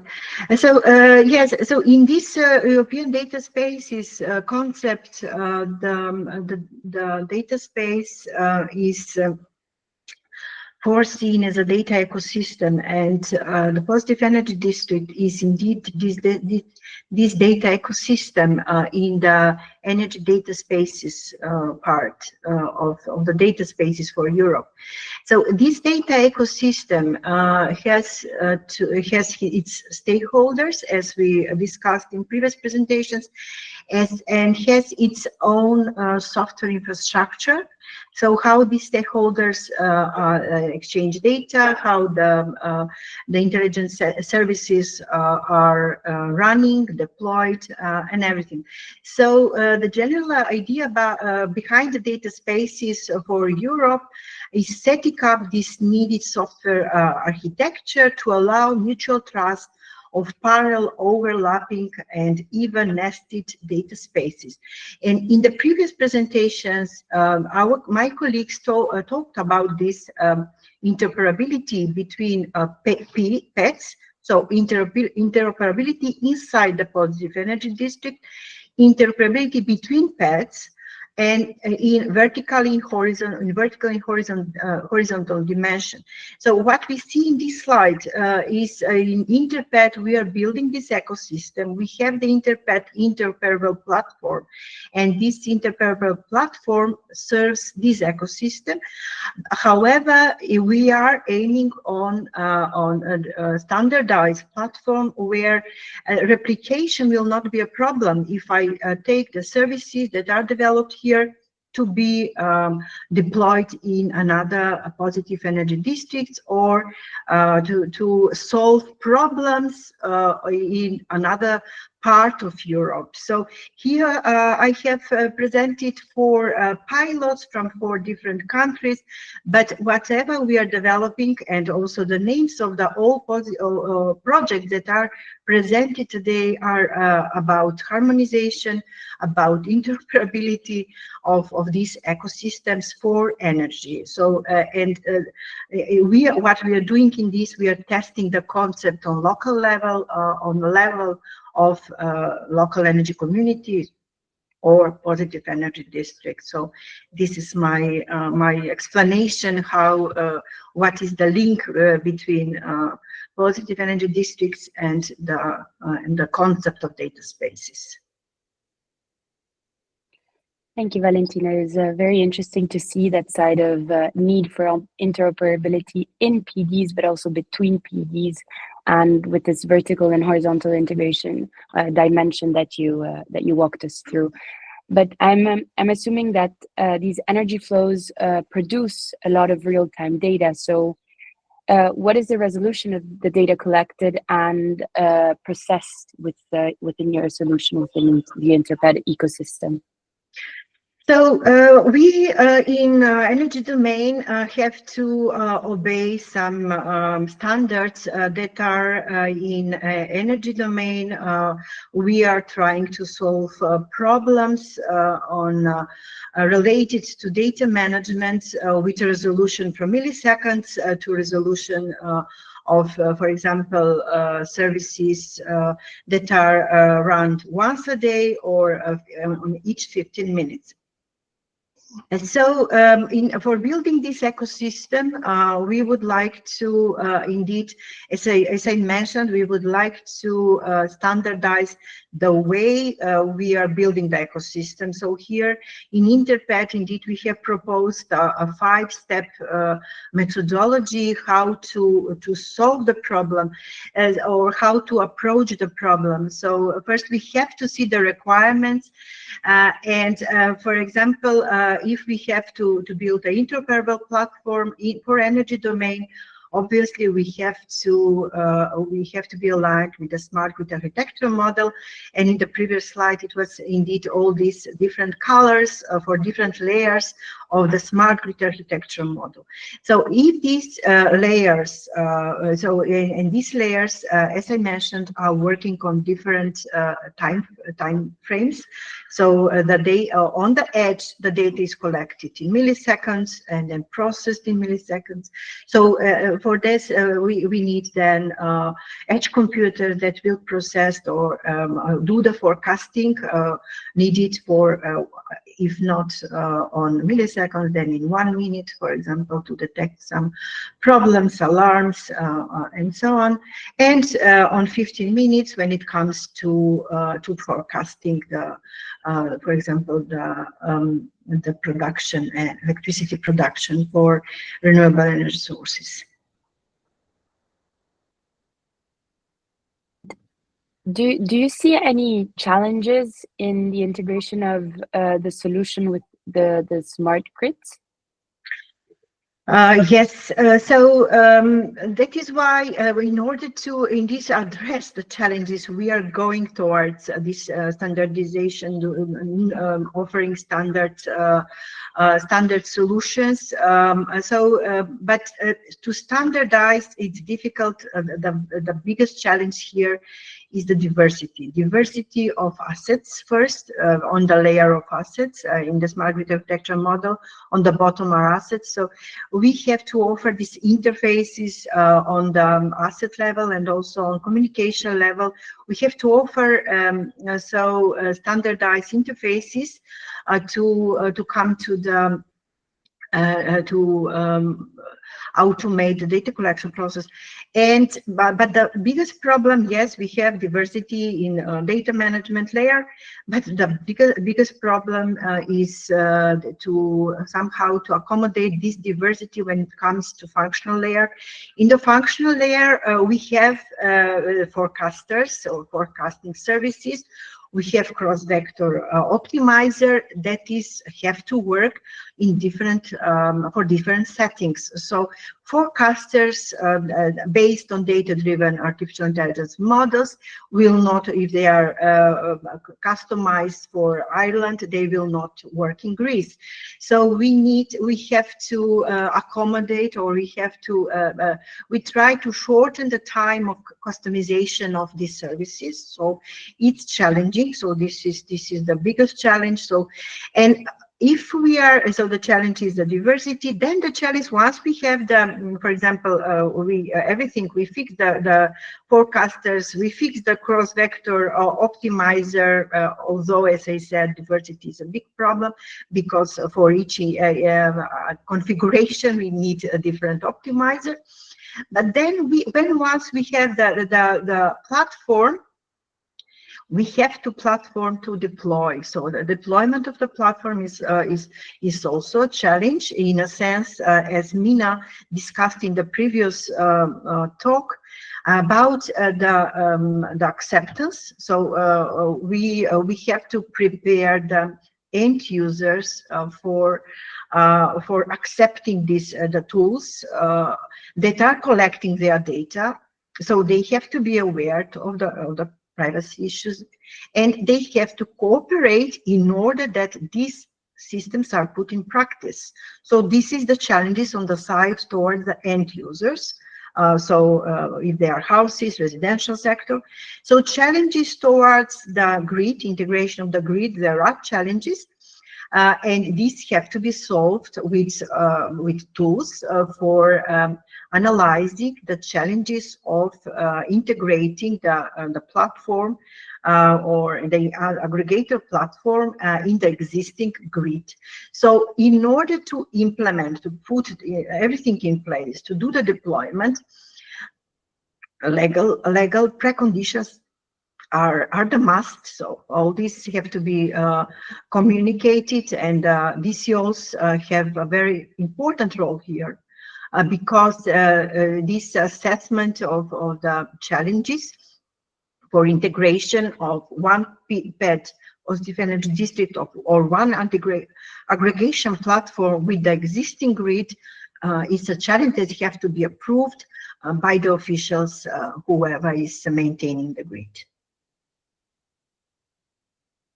And here, yes, I mentioned the semantic interoperability challenges that we are testing in, I think, in all positive energy district projects. And to speed up this replicability of the solutions. So what we are doing is reusing of data models. So on one side, we are standardized. We are following for example, common information model. We are following W3C standards, XML, then JSON, data exchange, JSON LD, some examples, and so we are trying to speed up this adoption of the technologies, because the goals for climate neutrality are very somehow pressing to, I think, to the citizens, to all the governments. It's great, Valentina, and thank you for giving us your perspective and InterPED's perspective on the importance of these data spaces. And it's especially interesting because it came after Mina's presentation of the PEDvolution project, and her answers kind of complemented yours, and as in the sense of what is the infrastructure needed from the PED point of view, but also what is needed from the stakeholder engagement, and how these two go hand in hand for the correct development of a PED. So now I'm happy to jump to the next set of questions, which are diverted to Monica Barroso, which is representing ASEN Project. She's a senior researcher, lecturer, and project lead at the Sustainability Innovation Lab, and head of executive education of the Competences Center for Social Innovation, both at the University of St. Gallen. So welcome, Monica. It's great to be here with you. My first question is kind of to understand from your perspective, how do local governance structures and stakeholder ecosystems influence the design of viable business models for PEDs? Thanks, Eugenia, for having me, and thanks for this important question. Well, to begin with, I think it's important to remember that business models are inherently multi-stakeholder in nature.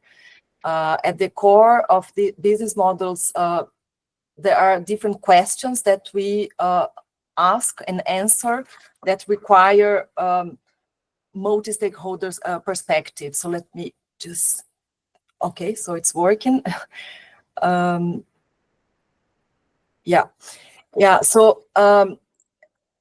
there are four core dimensions of the way we work with and understand business models.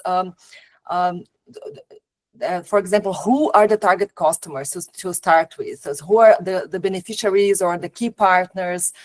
What is being offered? What is the value proposition? What is the problem that is being solved? How is this value created, delivered, and sustained, and why it is viable?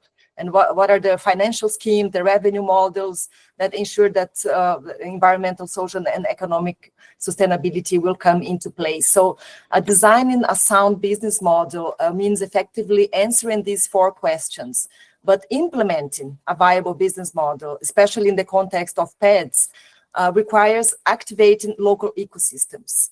So stakeholders must be engaged from the beginning, from the outset, aware and committed to their roles and to the success of the model. So no single actor, no single stakeholder will do it alone. So in this sense, building business models for PEDs is not just a technical or financial exercise as we are used to think about when we talk about business models. It usually comes to the more financial dimension, but it's much more a systemic or an ecosystemic exercise.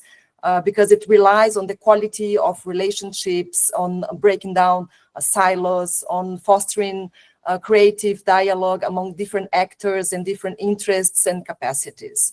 So from our experience working with the ASEN cities, we've seen that contexts with strong local governance and dynamic collaborative stakeholder ecosystems tend to foster more creative and future-oriented discussions.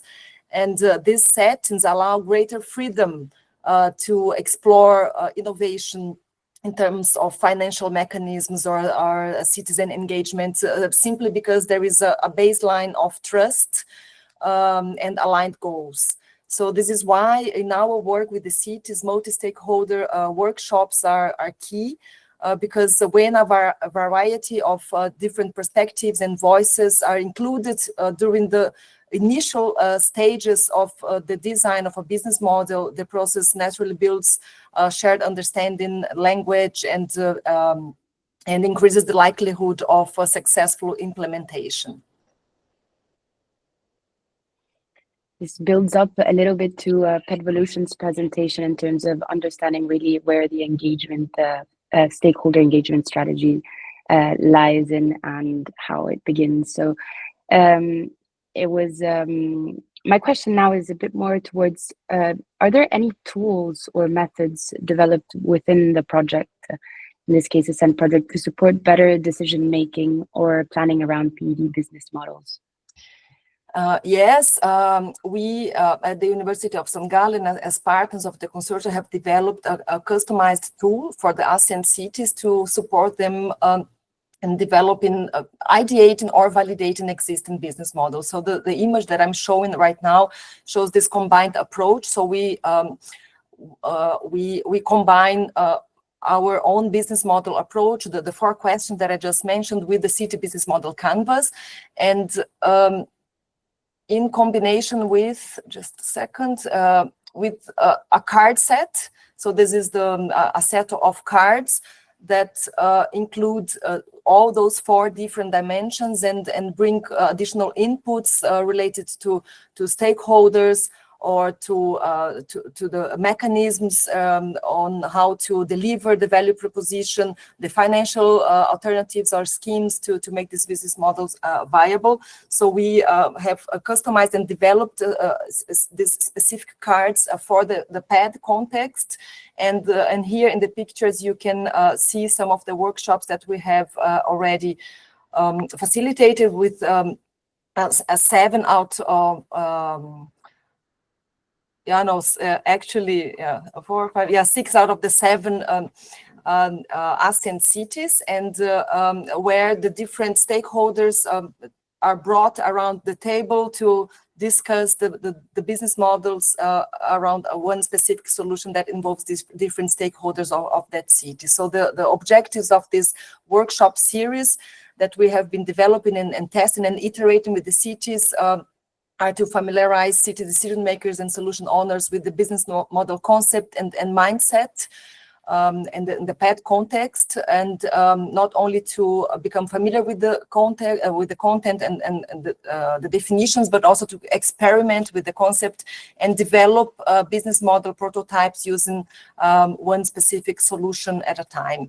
And we guide the cities throughout the workshop process, also coming together for online follow-up sessions, and then in the second stage coming physically together to think in terms of how to upscale the solutions based on the business models that have been developed in the first workshop. So that's how we have been working with the cities. And here I will show a bit more in detail how these cards look like. So we have, as part of the whole tool, we have basically 3 sets of cards, each of which dedicated to one of the main business models dimensions. So to start, we focus on the stakeholders. So who are the target customers? And here are just 2 examples. We have approximately 20 different stakeholders between customers, partners, or ecosystem actors, where the teams can choose from, and that's they serve more as prompts for structured reflection and also creative conversation to help them realize who the actors are, who the stakeholders should be involved or are already involved in that specific solution. And then we come to the here are the other sets. For example, the how. The value chain that needs to be activated in order to put that business model together or into place. And here are just 2 examples out of many others that we show and we share during the workshops. So for example, energy efficiency as a service or one-stop shop, and they just choose the ones that are relevant, that make sense to the specific solution they're discussing about. And then finally, we go to the revenue model, the financial schemes. So here again, 2 examples: pay-per-use or crowdfunding, and in the back of each card there is a short description in case they're not familiar with that solution or with that idea. And in the end, they will select the cards that make a sense, that could either validate or bring additional insights for that specific business model or for that specific solution. So and in the end, after going through the different business model dimensions, we come to an implementation roadmap, which invites the teams to come up with next steps, an action plan.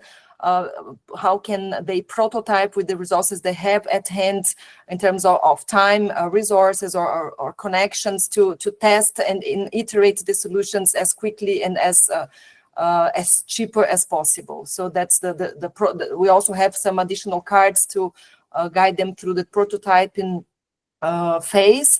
And so we have been testing and iterating this set of cards, and with very positive responses. And we will also soon have an online version of this tool to make it as accessible as possible, not only for Ascent cities, but also PED in general beyond Ascent. Thank you so much, Monica, and thank you for walking us through this PCD card game.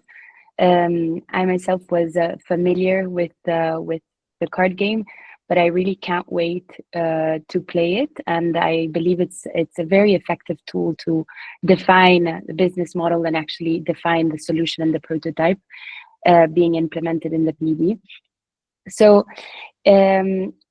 if you had to describe what lessons from Ascent's work on business models could serve as a practical guidance for other cities embarking on PED initiatives, what would those lessons learned be?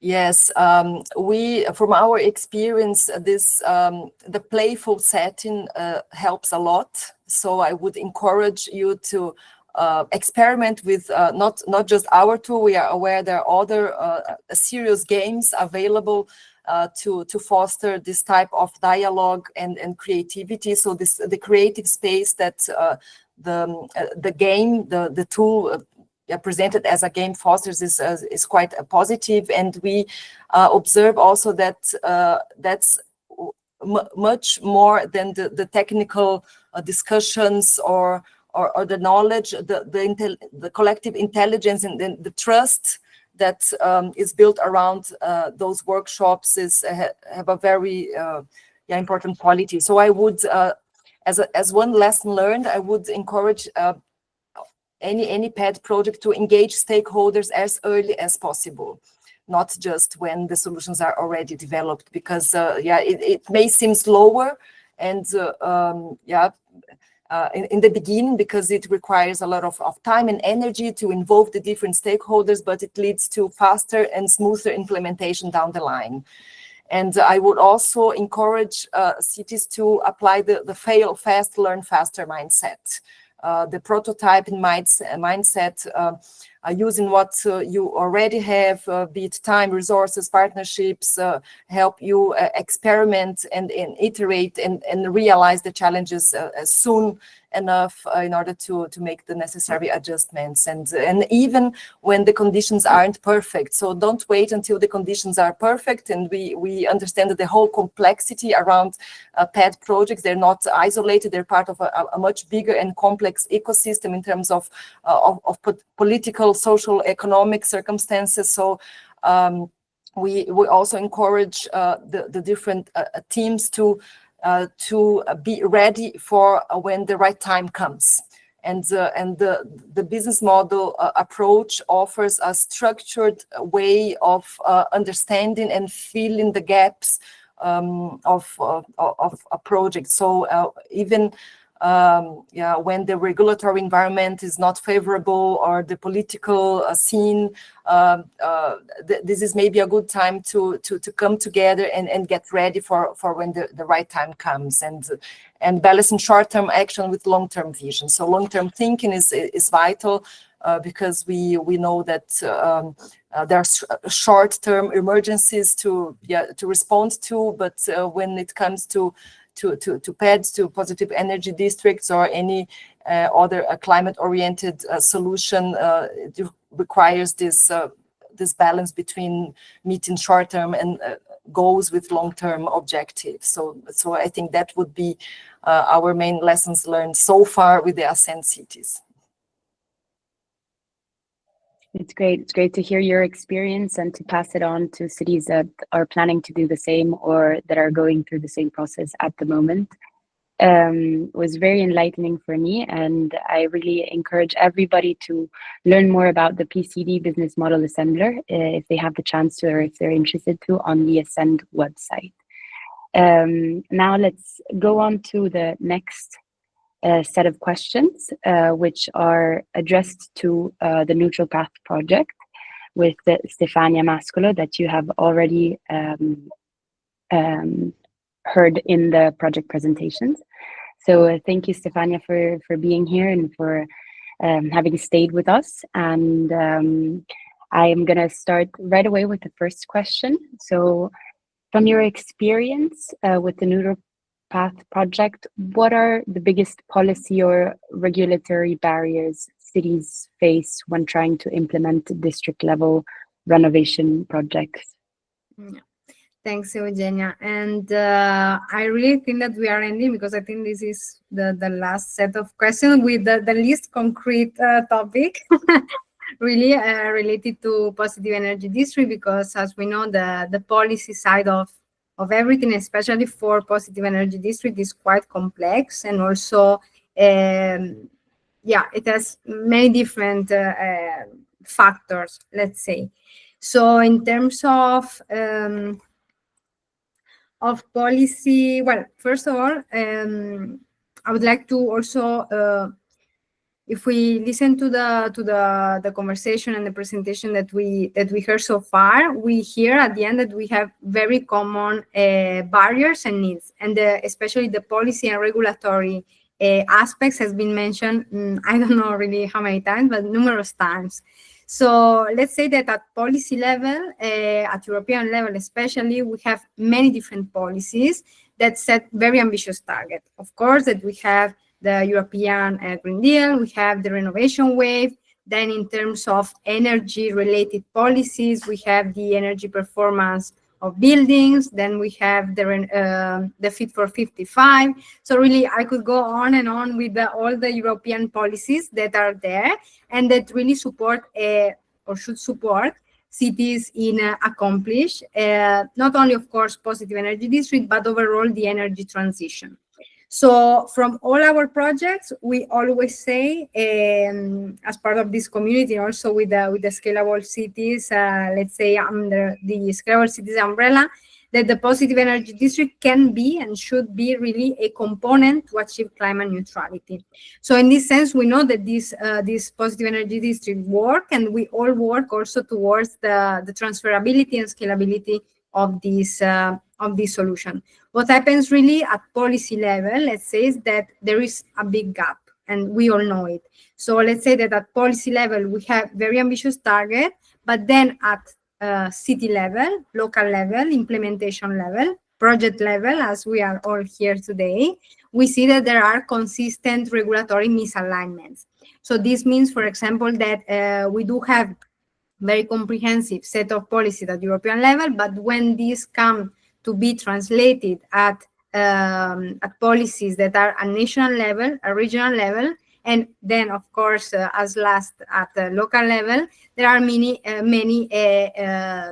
let's say, different set of barriers in terms of regulatory misalignment. So we have, for example, different goals, contradicting goals, and this is something that we are experiencing a lot in NeutralPath, for example, between Zaragoza and Dresden. So we have the same goals, for example, in terms of how to, in terms of climate goals, but it's also true that then the regulation that should support these goals are really contradicting with each other, even among the same sector. So, for example, with the building stock or the heating and cooling systems, and many other actions that should be implemented to support the positive energy district.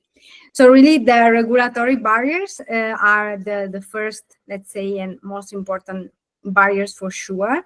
The second, also at local level, that we are experiencing, and as far as I hear also from the other projects as well, is really that our cities and the public administration at local level are trying to implement many different projects, as of course in positive energy district, but overall in energy transition.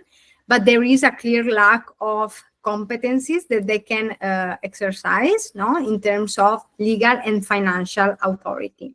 And so, of course, this really is hindering and binding our local administration to really deploy this positive energy district in a way that can be, as we were mentioning with us, and for example, in a way that is financially feasible. It's hindering also the social aspect of it, for example, energy communities, no, as a topic.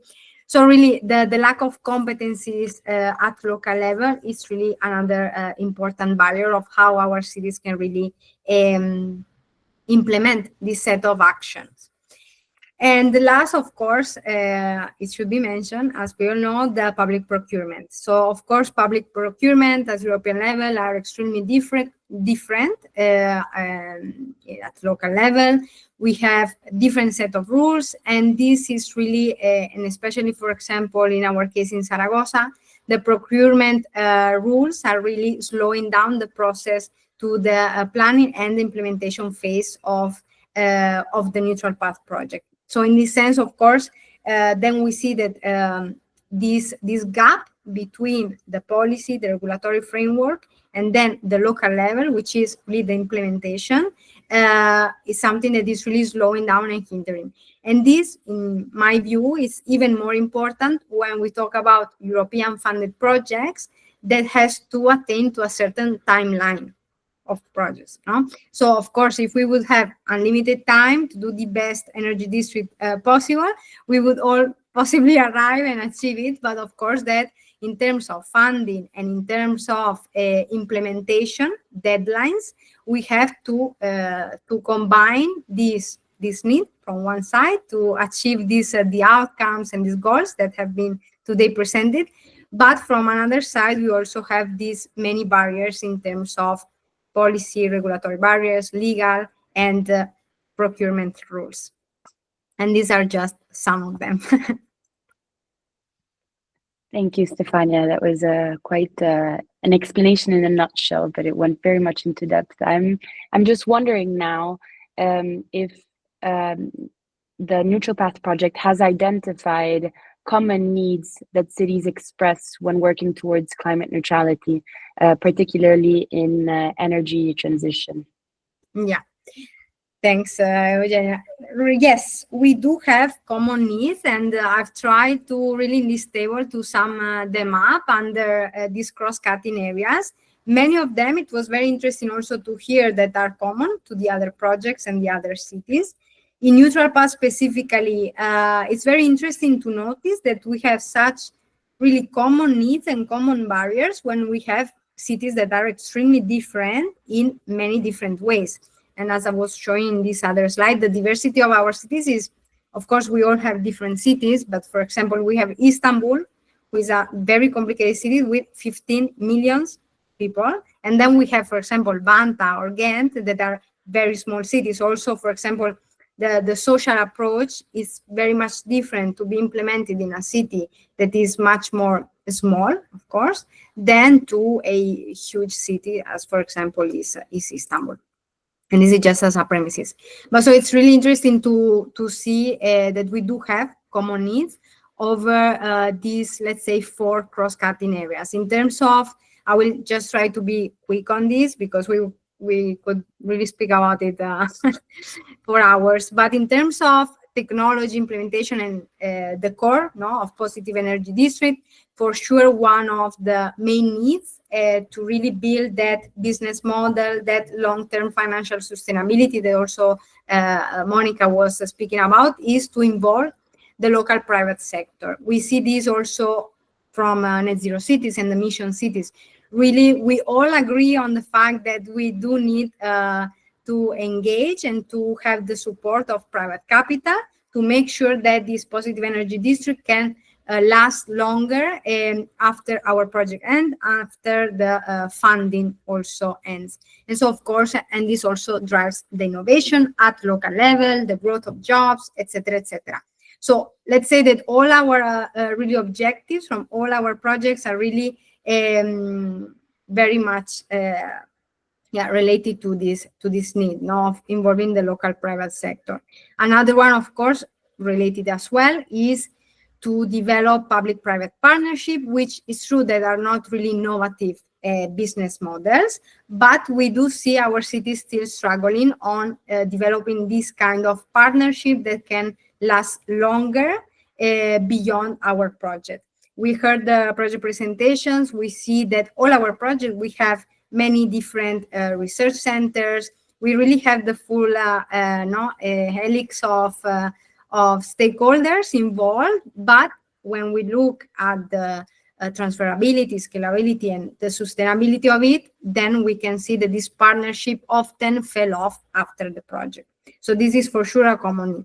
And then, of course, the holistic planning and sectoral integration. This is something that we heard also from the other presentation. Someone was also, Christos, I think, was mentioning the need of integrating data that comes from many different departments within the same organization. We do know that positive energy districts are complex in terms of really having to engage different sectors. And so this really translates internally in the public administration in the need of an holistic planning.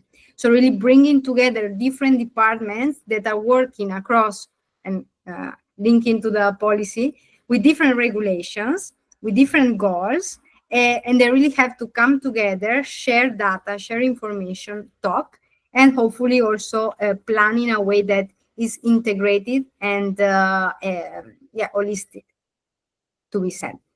So these were the three main, let's say, needs that we find at technology and implementation.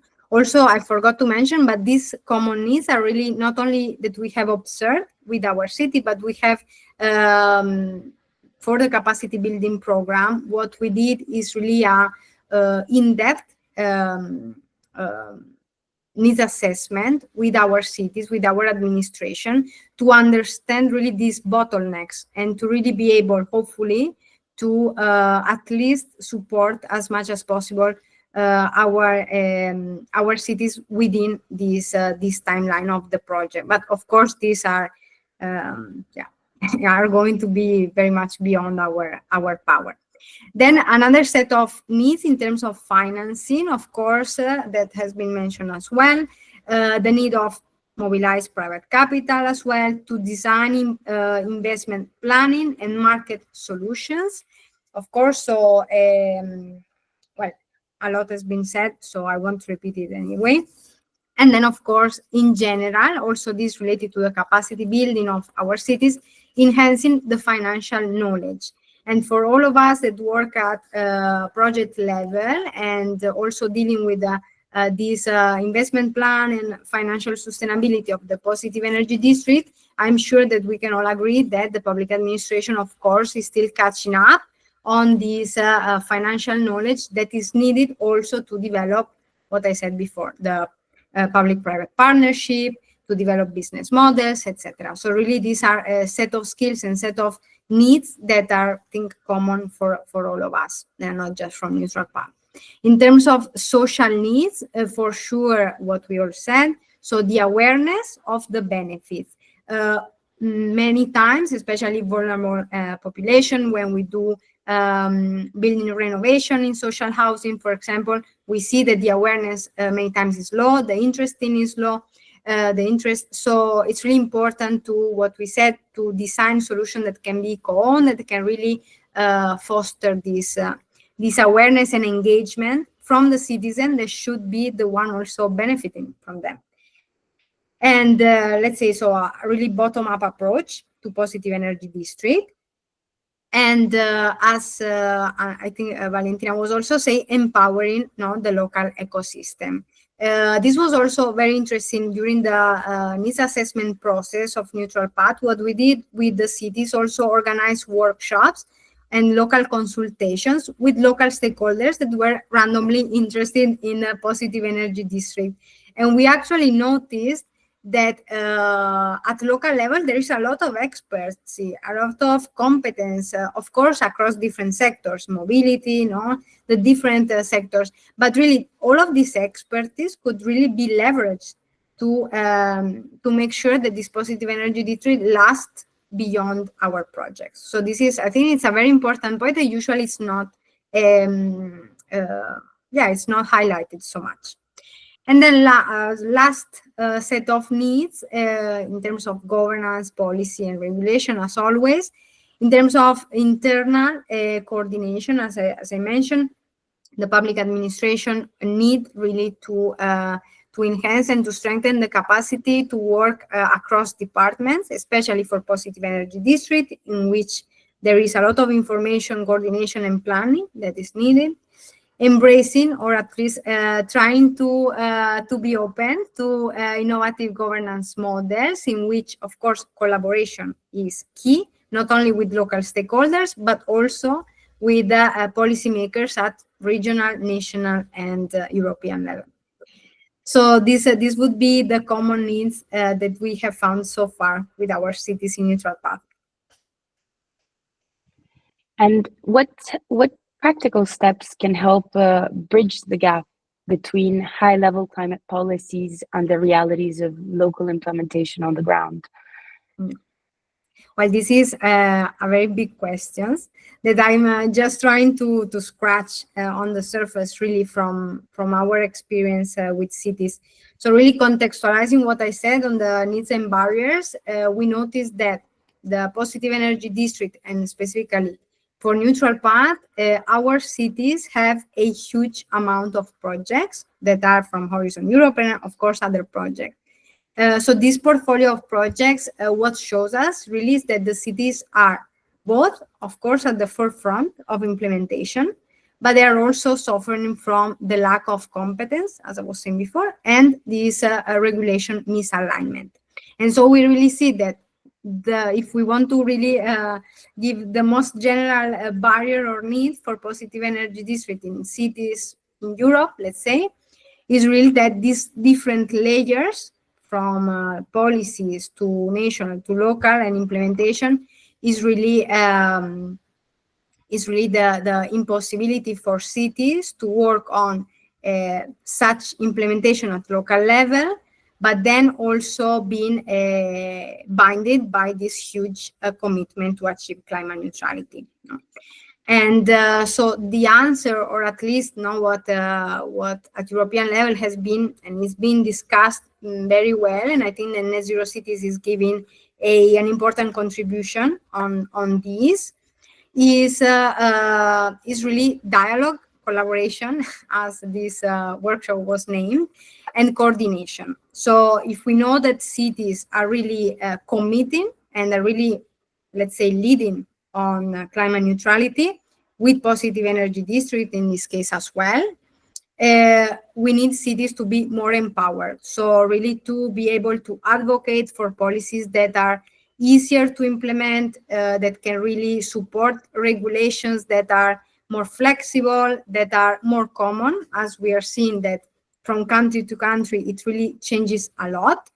So really cities to be more empowered to speak up in terms of policy and regulation at European and national level. If we are talking about policy recommendations, then for sure to integrate more local needs. We have a huge database. We actually have, and Scalable Cities is an example of this, that we do have decades of information and knowledge that cities have and projects have on what works and what doesn't, what helps really in positive energy district and energy transition, and what doesn't. So it would be amazing if at national level and also European level, the policymaker could really listen and take a look to this set of knowledge that has been developed so far before or when doing policy development, And finally, of course, the very now trendy word as multi-level governance. So really trying to mix and match these three levels of policy and implementation as well, and really try to foster a dialogue between the cities, and so really the project and implementation level, the national level, and the European institutions.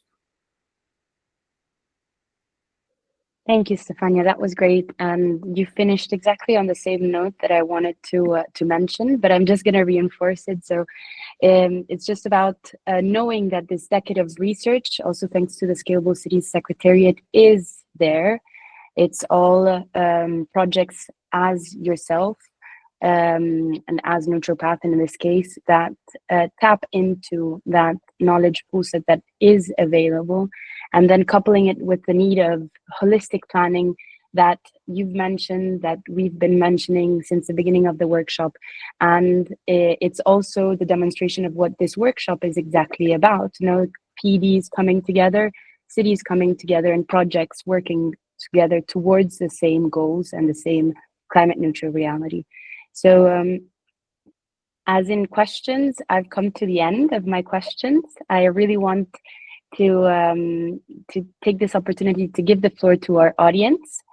If there are any questions that you may want to raise, please feel free to raise your hand, jump in, or put your question in the chat. This is a moment to do so. And yeah, I'll give you a couple of seconds, minutes to let us know if there's anything that you would like to ask to our speakers here today.